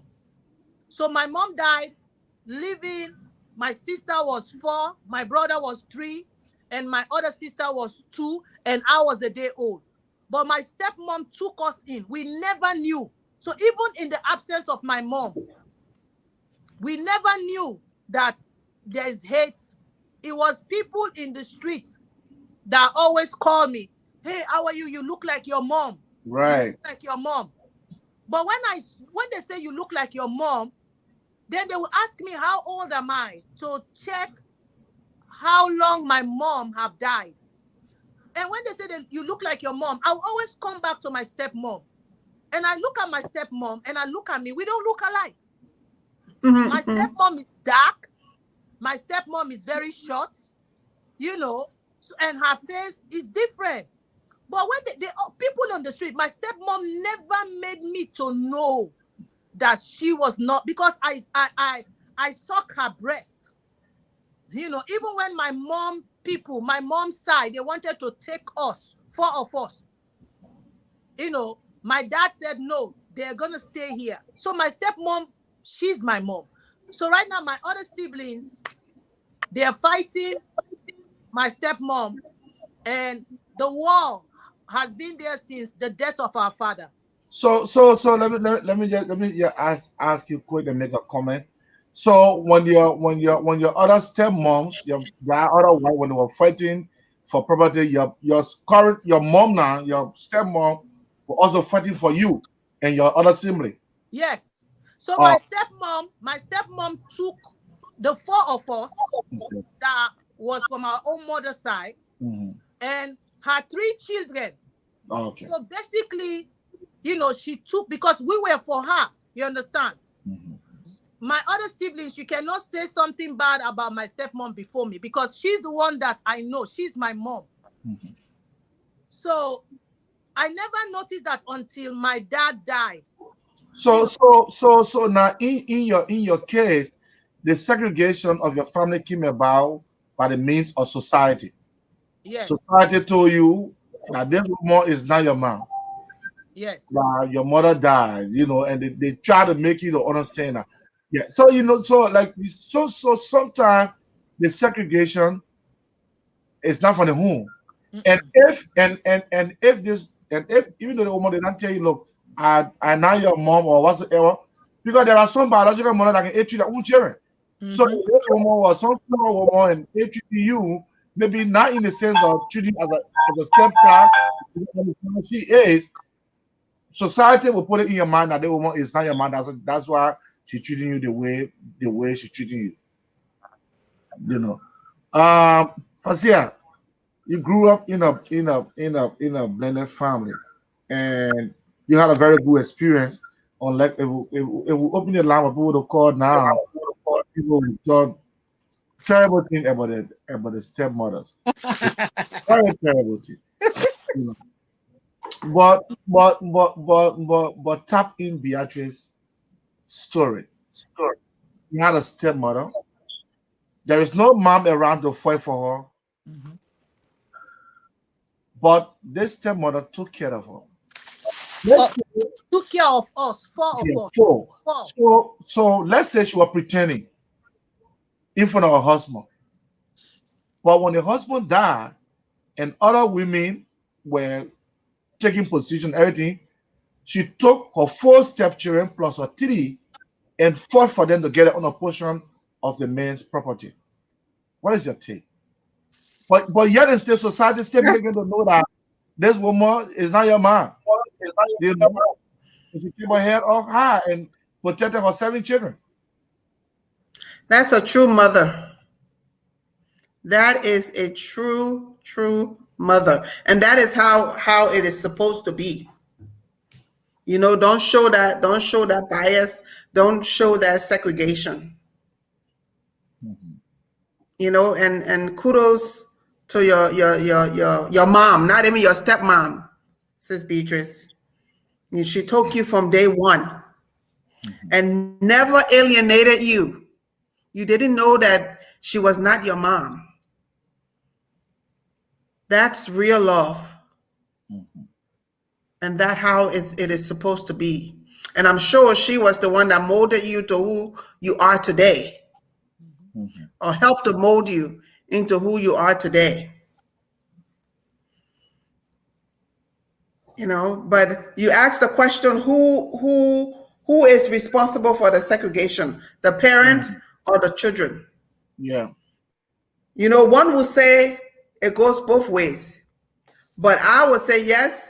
The children will come and say, oh, she's not my mom or he's not my dad, but it's up to the adult. So I lean on the side of the parents, because you are the adult. You should set the example. And once you set that example of love and inclusiveness and time, the children, they will be receptive for the most part. There's always exception to the rule, but for the most part, you know, they will be receptive. So I would say it's the parents' responsibility, the adults. Yeah, talking about being receptive, you know, and it is very easy for the male step case to love the stepmom than the female step case to love the stepmom. I don't know why. I don't know, because the male just want to just get food and eat and they be done with it, or whatever the case is. I don't know whether any of you guys have that kind of experience with a female child growing up in a step home, and a male child growing up in a step home, the male child is easier to adapt to the system than the female child, especially when the mom is still alive and all that. But I was just teasing on Conan last statement, and the question is, what if the mother feel that uh, the child is demanding? What would you do? Or if you the woman, if my child is making requests to you, you feel that the child is demanding, or you the woman, vice versa. What is your take on that? If the kids, you feel that the kids are demanding, but you would do the same if your kids are doing making the same demand.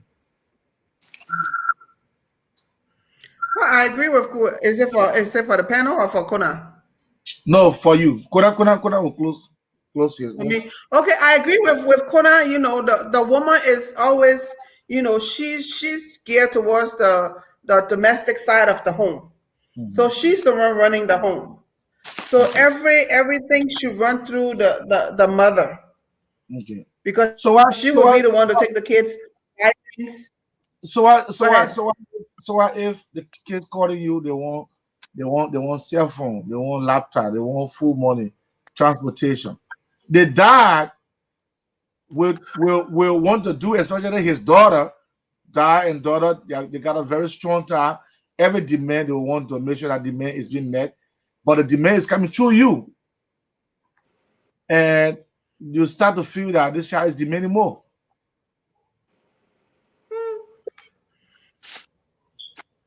I mean, I'd rather it come through me. I would discuss it with my spouse. But it should come through me. I don't think the child should always run to the father. But then again, it depends on that inclusiveness. If I make the child feel welcome, they will feel comfortable to come to me. That is But good. if I'm a wicked stepmother, no child is going to come to that stepmother to ask them. They will go to their dad. Even if the dad tell you go to your mom, it's going to be they rather not have than to ask her.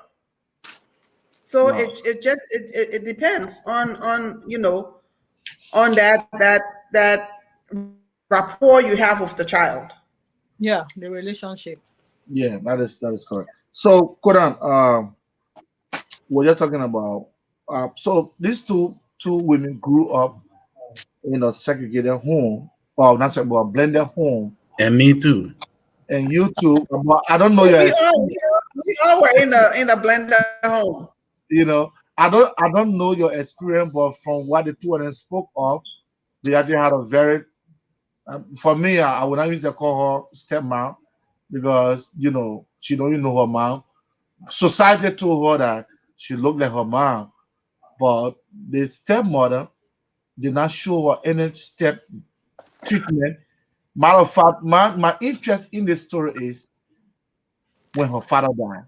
Because when, like you said, you make a rule, and the rule is no stepchild in the home. I'm the father, my wife is the mom. Period. But when her father died, then the rules changed. Then the other women, second, third, fourth, five women, they started to fight for property to claim something for their own children. This stepmother of Beatrice would take her four stepchildren plus her own team and blend them and say, these are my own, and fight for whatever she can get to share with her seven children. Some people will pretend to love you as a stepchild once the father is around, or once good things are still coming. They say love is sweet, but money ain't all love, can be sweeter. So since the father is around taking care, some mothers will just do it. But this man is no more. There are few property left for so many children. She could grab something for her three children and leave the other four siblings. But no, she would get whatever she can get for her seven children, while other people fighting for their own children to get something. So I don't know your experience, but who is responsible for segregating the family? Is it the stepman who went out? Is it that man can be brought all the children in here, just suffering behind the children? Or the woman go out there and the man say, You know, that boy is not my, it's not my son. Matter of fact, she was pregnant before she even came, before I even got married to her. So that is not my son. Or they both parents trying to keep their top secret, but the children went out there to tell your friends, say, no, that woman is not my mom, or the man is not my father. You know, the one time still have what's there, a wife, children. One of the son decided not to call him dad. So he say, you know, if you can't call me dad, then you have to go look for your pa. You go ask schooling, you have feeding, you know, you get car at your age, you famous because of me, then you don't want to call me dad. So go and find your dad, you know. So who is responsible for making the family to be segregated? Hold on. All right, Joshua, thank you. You know, let me just throw a little light, then I answer the question. Joshua, the complexity, the complexity of my own blended, you know, upbringing was so, I don't know how to say it. Now, my mom had found a man, she was living with a man. My dad had found a woman, he's living with a woman. And our mom wants us to stay with our dad to go to school. So while staying with our dad got a younger girl who was 3 years older than me, but he wanted us to call her mom. We never had a problem. Yeah. But she said, no, I would rather them call me auntie than to call me mom. Wow. That was her preference. And we went by her preference. We call her auntie, you know, because the fact that we call her auntie, the lines were there. There's nobody could look at her and know that she gave birth to me, you know. You could tell that she just for a few years older than me. You could tell that we were peers, you know.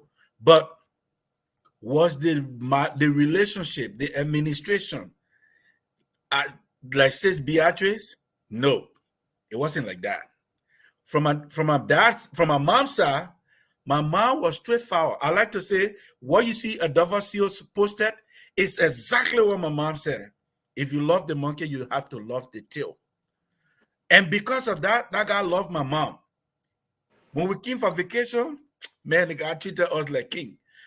By choice, if we African children at that time had choice to where we want to be, we would rather wanted to be with our mom because our stepdad treated us, you know, like kings, queens. But when we went to our dad's place, our dad was the buku man.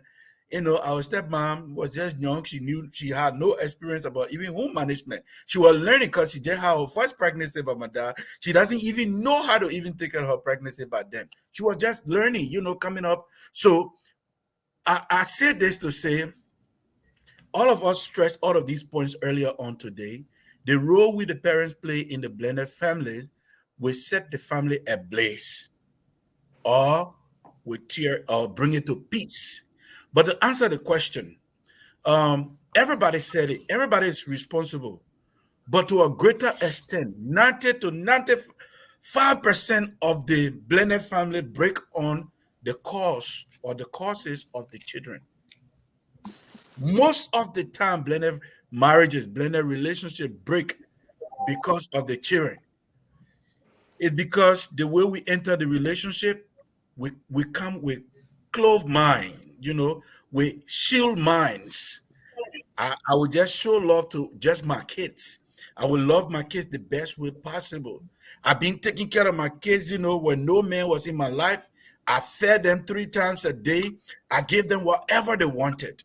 So no man is going to take that from me. That's a closed mind.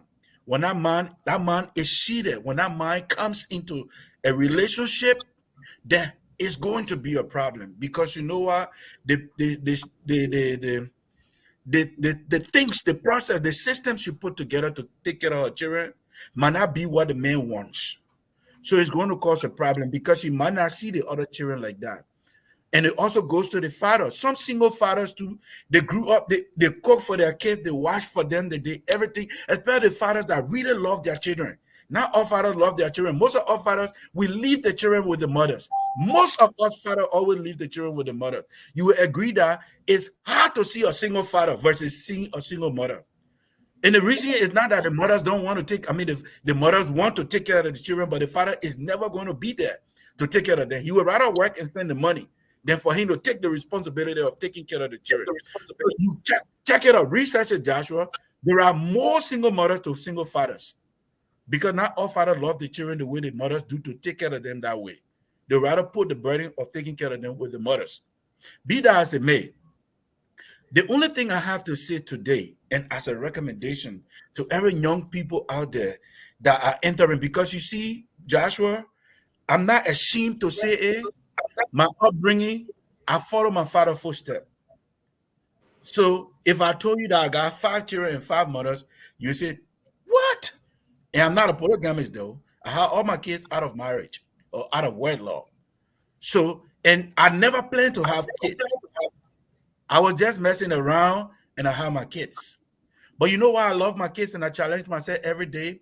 There's a lifestyle I've always dreamt about that I didn't live when I was coming up. So I strive every day. Even when I'm sick, I push myself real hard because I want them to experience that lifestyle that I never grew up experiencing. And to speak about what you said, I thank God Sis Fasia kind of brush it off, but let me just lay a little emphasis on it. When I talked about the child support, I was not meaning unnecessary demands. No parent is just going to sit and supply a child unnecessarily because they ask for it. We set the supposed standards. We set the standard for your schooling, for your monthly allowance, for your rent, the place you guys are, for your light bill, because anytime LEC goes off, when the meter goes off, they will call, oh, daddy, our current just went up. Don't do that. When you check the meter, you got $2 left, let us know. We send another $30 or $40 to the meter. We know how it works in Liberia. So all of these, the system is there. So when the time comes for them to ask for the money, they don't need to come to me. They come to the mother. And let me tell you, Joshua, if you want a happy home, if you truly want a happy home, let your wife manage the finance. I'm telling you, if you manage the finance, no matter how your wife trusts you and she see unnecessary spending, there are going to be some issue. When your wife manage the finance, my brother, and you get your allowances set, you get my allowance, whatever I do with it, you can't question me. I won't go in the necklace and sleep there. I won't go wet play with my allowance. No, not sleep there. No. I mean, I'm just saying. I mean, not to I go know, do I anything, know. Yeah. So, Joshua, if those systems are in place, it will help. But this is my recommendation. Please, to all fathers and mothers of a blended family, if God starts to bless you and you start accumulating property, you'll find a lawyer. Do property. If that one house you get, you divide the rooms in a house. Brother Joshua on a children there, they will take 2 rooms. Sister Fasia on a children will take 2 rooms. You put it on blueprint. And you know why you do that, Joshua? Because we don't know who will die first tomorrow. Why if I die, my wife leaves? I trust that she's not going to mess with it because whoever the lawyer is, we're going to trust them that nobody messes with whatever we put together, even if one person dies. Whatever goes to her as a will must be given to her, especially in a system, especially in an urbanized environment where the husband and the wife save together. Joshua, I'd recommend this because from our upbringing in polygamous family, the what says Beatrice was saying, there can be real fight that can take away lives for property, Joshua. Yeah. People killed one another for those properties. It's no joke. Like my dad had children by almost 5 women. Good thing the guy never, when you ordered, he work with LMC, work with Lamco, the guy never accumulated property. So the last property he accumulated, he put it in the names of the last set of children he had by our stepmother. So there was no fight for it, right? And the last house he left was just some kind of little makeshift. So now I'm even working on improving it so that it can host some of the grandchildren and children, but there's no fight for it. But my thing is, if he has, let's assume he was a lucky guy, accumulated a lot of money, he was rich. We would have torn apart because he never had a will. We would have fought one another for who to take over. So that's what I say today as a recommendation. And in closing, please make sure, even if you say you're not a letter person, you don't go to school, you can still find people that know book. They say you're down. They divide your property while you living. So we say if my wife died before me, she take maybe 40% and the 60% go to the children. Or if I die before her, she take 40%, 60% go to the children, and you're allotted so that tomorrow when one of you die, God forbid, if two of you die, the will serve the purpose. Even Joshua, in the midst of the will, there will be hard contestation, there will be fights, there will be tearing down of one another. Because if Joshua, if our papa, Pastor Powell look at you and give you the mansion that he got in Buchanan City, and I know that mansion is supposed to be for me, I'm going to fight you. No matter what the will say, I will fight you. So you see, the blended family is a complicated family. And so we, the parents that find ourselves in those families, we got to start finding solutions before God takes us home. That is how I want to close. And Brother Powell, if I can add, remember when Abraham had Isaac and Ishmael, Abraham gave gifts. Abraham gave gifts to the other children, because even after Isaac and Ishmael, he got married to Keturah. Keturah had some children for him. Abraham gave gifts before he died. We must set the record straight. We must clear the atmosphere. Because most parents, just like Brother Powell is saying, most parents that don't clear the atmosphere, they will leave foundational battle. Abraham gave gifts to all the other children, sent them away, and gave everything to Isaac. As for me, what I want to add, even after my stepmom was taking care of me, like my mom, for you guys to understand, my own mother's side, my own biological mother's side, some of them, they said my stepmom have used juju on us because the way we love our stepmom. So now when we're taking care of our stepmom, my sister is here in Texas, my brother is in London, my other sister is in Sierra Leone. When everything that we're doing for her as a mother, and we are not focusing on them, they said our stepmom is a witch. She has used juju on us. But my mother's side, they were never there, 100%. Some of them were in and out, but like 100% there when things were bad. Even when my dad was punishing my stepmom, my dad was maltreating her. But my stepmom would have said, okay, let me just go to my people. But if he said, I stayed because of you. Because to be honest, if my stepmom would have left that house, it could have been worse. But because of us, she went through all that maltreatment, stayed with us.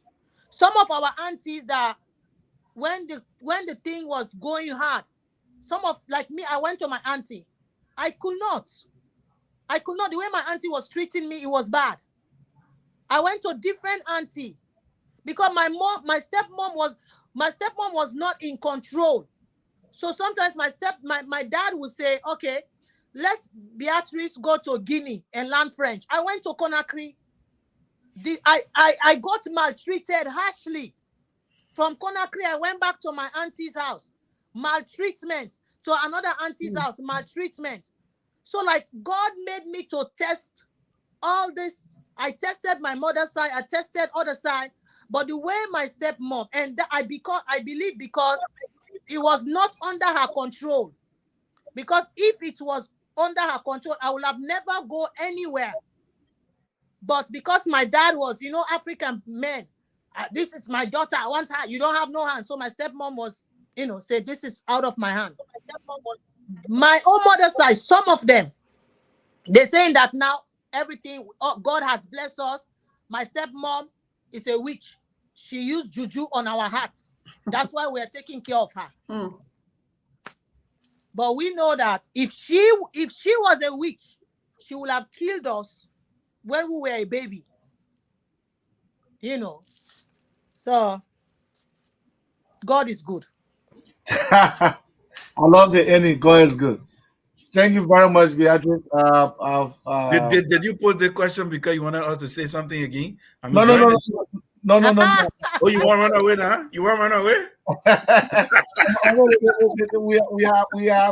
we have exhausted our time, but we just closing now. So Couldn't Beatrice just close? So the both of you, one of you want to go and close?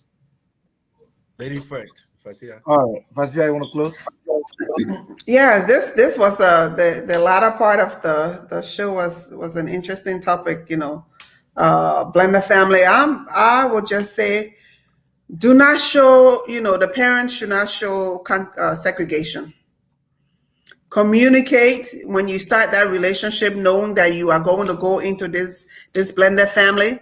Make sure you communicate about it. And when you enter that relationship and the family comes together, show love. Don't be biased to your children. Don't just show the love to only your children. But also give it time, because this is new, and this is I would say it's trauma for the kids. They need to get to know you. They need to get to know who you are. Are you going to accept them? Or maybe in the relationship, when the relationship starts, introduce the children so that that relationship can start to develop, and see, the father should see how this new person is interacting with his children, and how the children are interacting with her, vice versa. So, but it can work, because I was in a loving home. There's no segregation. Both my mom and my stepdad are deceased, but my little sister. Now, my mom had two children with my stepdad, but we don't. They are my sister. That's my sister and my brother. We don't do step. No. Yeah. And then the outside sister, she's still my sister. We're still involved, just because my mom is dead and my stepdad is dead. No, we are still connected. Nobody knows that she's our stepsister. No. Unless, like Sis Beatrice, people, in the community will say it. But as far as she knows, she's our sister. And as far as we know, she's our sister. We are her sister. So just be inclusive and give that organic love and give it time. Kuna, Yeah, the baton okay. is to you. All right, Kuna, I want you to close on this note. Should we consider our children decision before getting remarried, maybe for the loss of our wife, or maybe because of divorce, and you already have your children, and you stay young, you still want to remarry? Should we consider the children before we bring new woman in the home, vice versa to the women? Should the women also consider the children decision, as them, I'm dating the person? Do you think I should bring her? Do you like her and all that? So you can tap in and you can do your closing. Well, Joshua, to be honest with you, this is not a broad topic by itself that requires a lot of arguments when it comes to the ingredients supportive to this question, to be honest with you.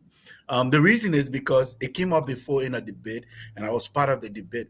But other than the debate, when you read on it, you read books, you read on the internet, statistics have proven that it is good for you to consult the child. But listen, Joshua, we come from different society. Most of these people that write these articles, they sit in the Western culture. They sit in the Western environment, urbanized. They are they enjoyed of the urbanization of their society.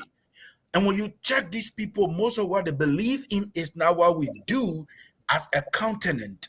And I try to speak today, and you will agree that there is a serious alignment to African tradition to that of the Israelites. Read Bible, make analysis, make comparison. You will see that there are more practices that Africans do that is aligned to, Israel. But let me leave that for another day. So Joshua, when you ask that question, being in America, being in Europe, somebody will say, yes, you need to consult the child or the children before entering into another relationship. That is, if you broke up with their parent or parents, like in my case, I gravitated from 1 to 2 to 3 to 4 to 5 before I got married. Jesus. Yes. So I don't know what it was like for me. And says Fasia, says Beatrice, they would tell you that when we were growing up, the love she enjoyed and everything she went through, even me, we were never a nuclear to the decision that our parents made. We were never. Why would they even come up? Because the decision to love their partner is not with them; it's with us. I mean, it wasn't with us; it was with them, because they are going to live for the person, to love the person, even if the child likes the person, and then the person, and the dad or the mom does not love this person. It's not going to orchestrate the chemistry to living together. So, to answer this question, because I find myself in an urbanized society, it's challenging. I would say the best thing to do is that every stake that is in this marriage should be considered. So if you're children part of the marriage, yes, especially if they are 18 and above, you can easily find, because let's look at the child, for example. When the child has not reached the age to make decisions legally, they are going to live with you. Sometimes some of the choices we made might not be what they like, but it can be negotiated. Because some of these children, like Sis Fasia or Sis Beatrice said somewhere ago, I think it was you, Joshua. Some of them, they are mommy's boy. And the guys, when they become mommy boys, if you ask them, they will say, you rather even remain single. Because I don't even want you to marry another woman. Will you remain single because your son says so? If you ask the girls are always daddy's girls. Most time the girls love their dads. Most instances, and because she loved daddy, she would tell mommy, saying your daddy can make it, just remain single. Are you going to remain single because your child wants you to remain single? So you see, this is where the bargaining process takes place. You got to bargain with your children. You got to rationalize the decision to them. Look, I know you want me to stay single, or you want me to go back to your dad or your mom. It's not going to work between two of us. There's several reasons why it's not going to work. But there's a need that I take a person. I love this person. They make me happy. They love me and I love them. And they're going to make you happy too. You got to have a harmonized environment. You got to affect this environment with this compassion. And I tell you what, the reason why I told you about my wife started dealing with my kids even when I didn't tell her. So it's like my kids were not even one place by then. My wife called them one by one. She called my daughter, my second daughter, and when they spoke, she threw my second daughter, put the other guys together, found a place, and was about to pay for the place. And then I didn't know. So one of them called me and said, when mom paying her rent? I said, what you call rent? So I didn't know, Joshua. I just wouldn't want me to please. I know. So now she paid the rent, and I saw the huge amount left in the account. What you did with this amount? $600. Oh, I paid the children rent. Who children? My children asked, what are you talking about? And then she explained. To be honest with you, Joshua, I was taken by surprise. Because I don't want to say some things on this platform, but I was just taken by surprise. So that is why I told you what I said. And like you said, yeah, it differs from one person to another. My wife loves my kids so much, and I love her. She knows there's no boundary. But coming to our advice, like what Fasia said, say Beatrice said, you got to have a support system in a blended family. Why? If you were not used to knocking on the boy because he used vocal language, maybe there's a man now and he want to use some words that are not inculcated into our upbringing, that is not inculcated into the diction of religion that we attach to. Maybe the dad will say, no, I got to come the guy hair small, or else, and when maybe the dad come the man hair, boom, my man, you can't use that kind of word here. You the mother, even if you did not let that action You got to support the guy, the dad right there. Yes, you are wrong. And your dad is right. When you go in the room, you take up your dissatisfaction with him. But Joshua, this is my closing. I was born in a relationship where the kids did not have to take instruction from me. My son came from school. Hey, I'm hungry. There's food in the fridge. Mommy said we shouldn't touch it. Oh, but I just say eat it. No. Mommy says she's the only person who tells us to take things or don't take things. Oh, yeah? All right. If you don't want to eat it, then I'm going to eat it. Okay. Suit yourself. But you see, Joshua, if we don't support one another in the decisions we make in the home, because they are your children, you give them separate rules versus what rules I'm making, and my rules cannot be respected because you want them to listen to you and not me. There's a problem in the marriage. So I want to say to blended partners today, you got to respect one another's opinion. You got to support one another's decision. Even if the decision causes a risk, you don't have to be bitter about it before the child. For instance, Joshua, if my child was doing drugs, or my wife had a son, he's doing drugs and he's in the home, and I want to put that child out of the home, I probably will consult my wife. We will think about mediums through which we will have to attach that to seek solution to that. But if I put that child out, then the parable that librarian mentioned, no bush to throw a bad child, means you're not respecting that. So Joshua, a blended family is the most complicated family on earth. So when you see when God talked about family being the nucleus of Christendom, you were looking at it from one man, one wife coming together, remaining together forever. But it's not always the case. It's not always the case. You will find a woman you love her, you will find a man you loved him, you came together, but the chemistry can just add.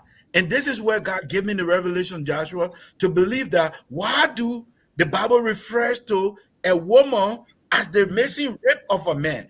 It is because of man. The Bible said God took the rib of man to make woman, right? So that gap has to be filled up for a man to be fulfilled. So the fulfillment has to be that he found a rib. And then I would say, make sure you find a number. If the number was 12 that was taken for your rib, don't look for 15. Because if you find 15, it will be too big. If you find 11, it will be too small. Make sure you find 12. How do you know you found 12? Says Beatrice, Fasia said it the other day, last week. They said, when you meet the right person, you will know. And you ask them how. And they list all the ways you will know.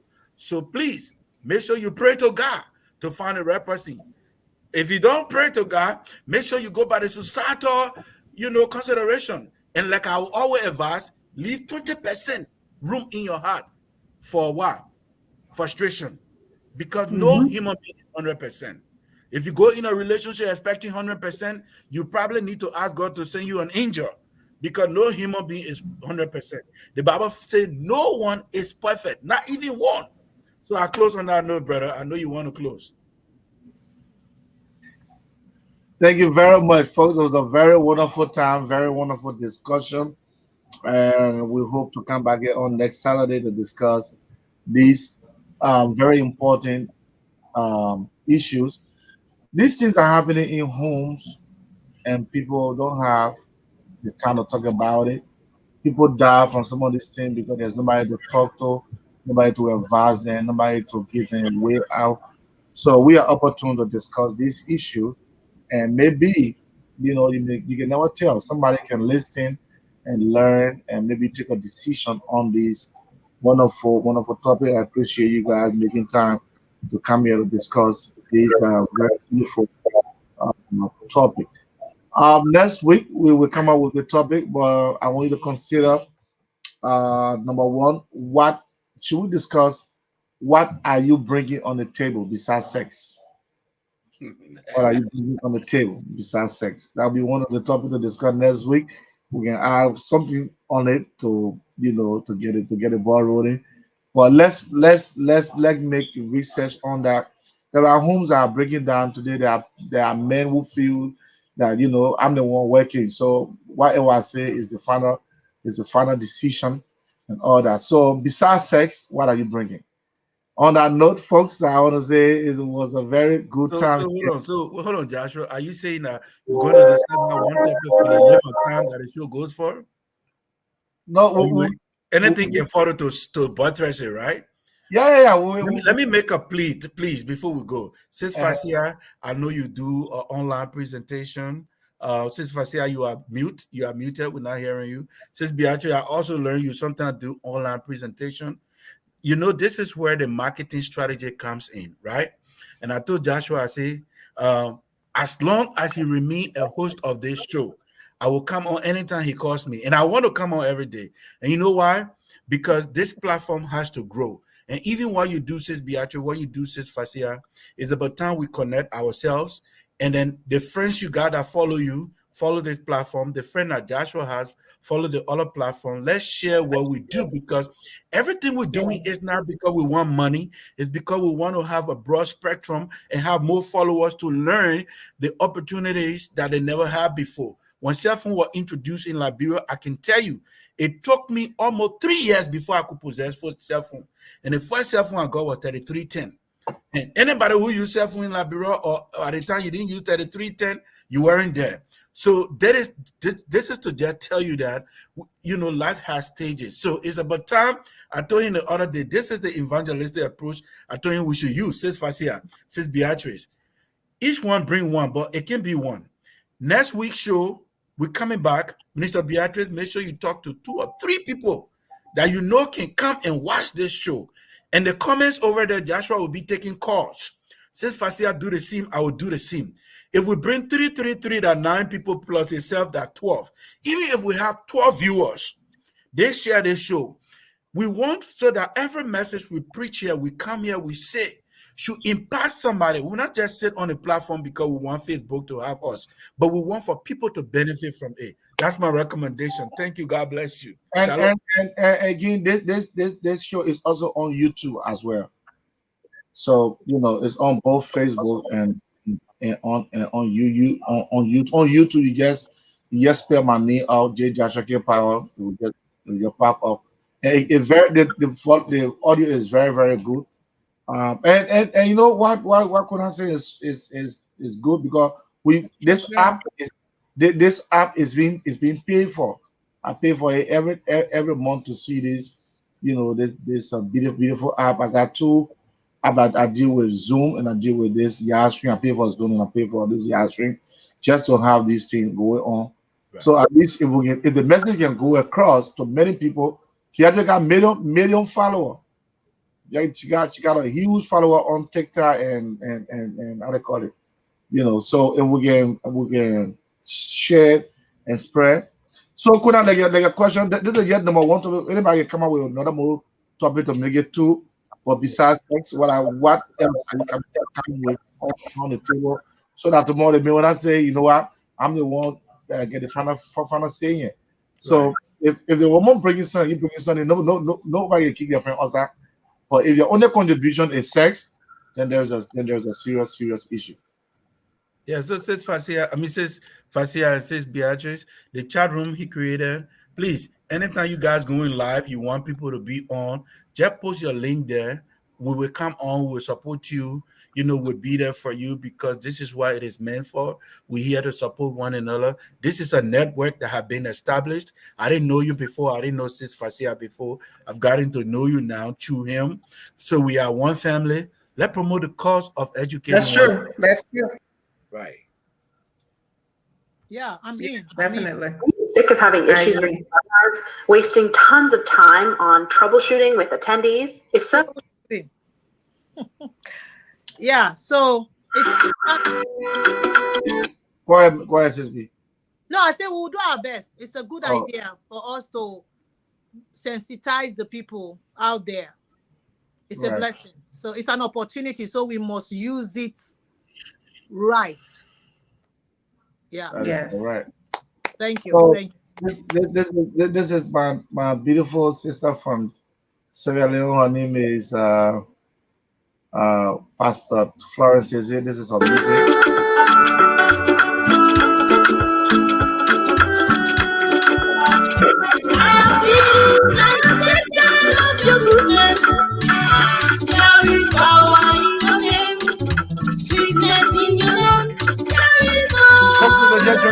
name is Jay Joshua. The power I have with Embassy. I hit up James Twitter via Rabble to discuss the issues that matter most in our country. Today we're talking about blended family and why Black Africans are associated with poverty and corruption.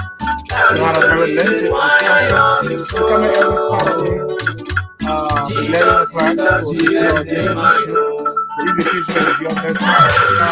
The music is too loud. I can't hear you, Bethel.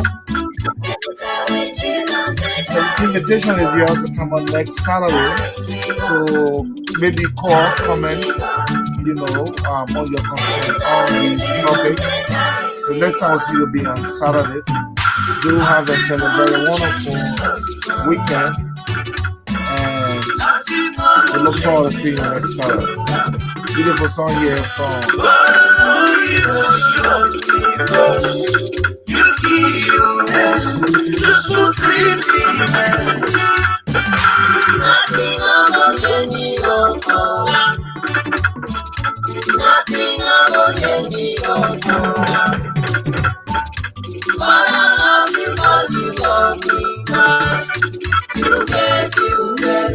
Just for cleanliness, don't be bad. Don't be like Jesus. Don't let Jesus. Don't let Jesus. Don't be like Jesus. Don't let Jesus.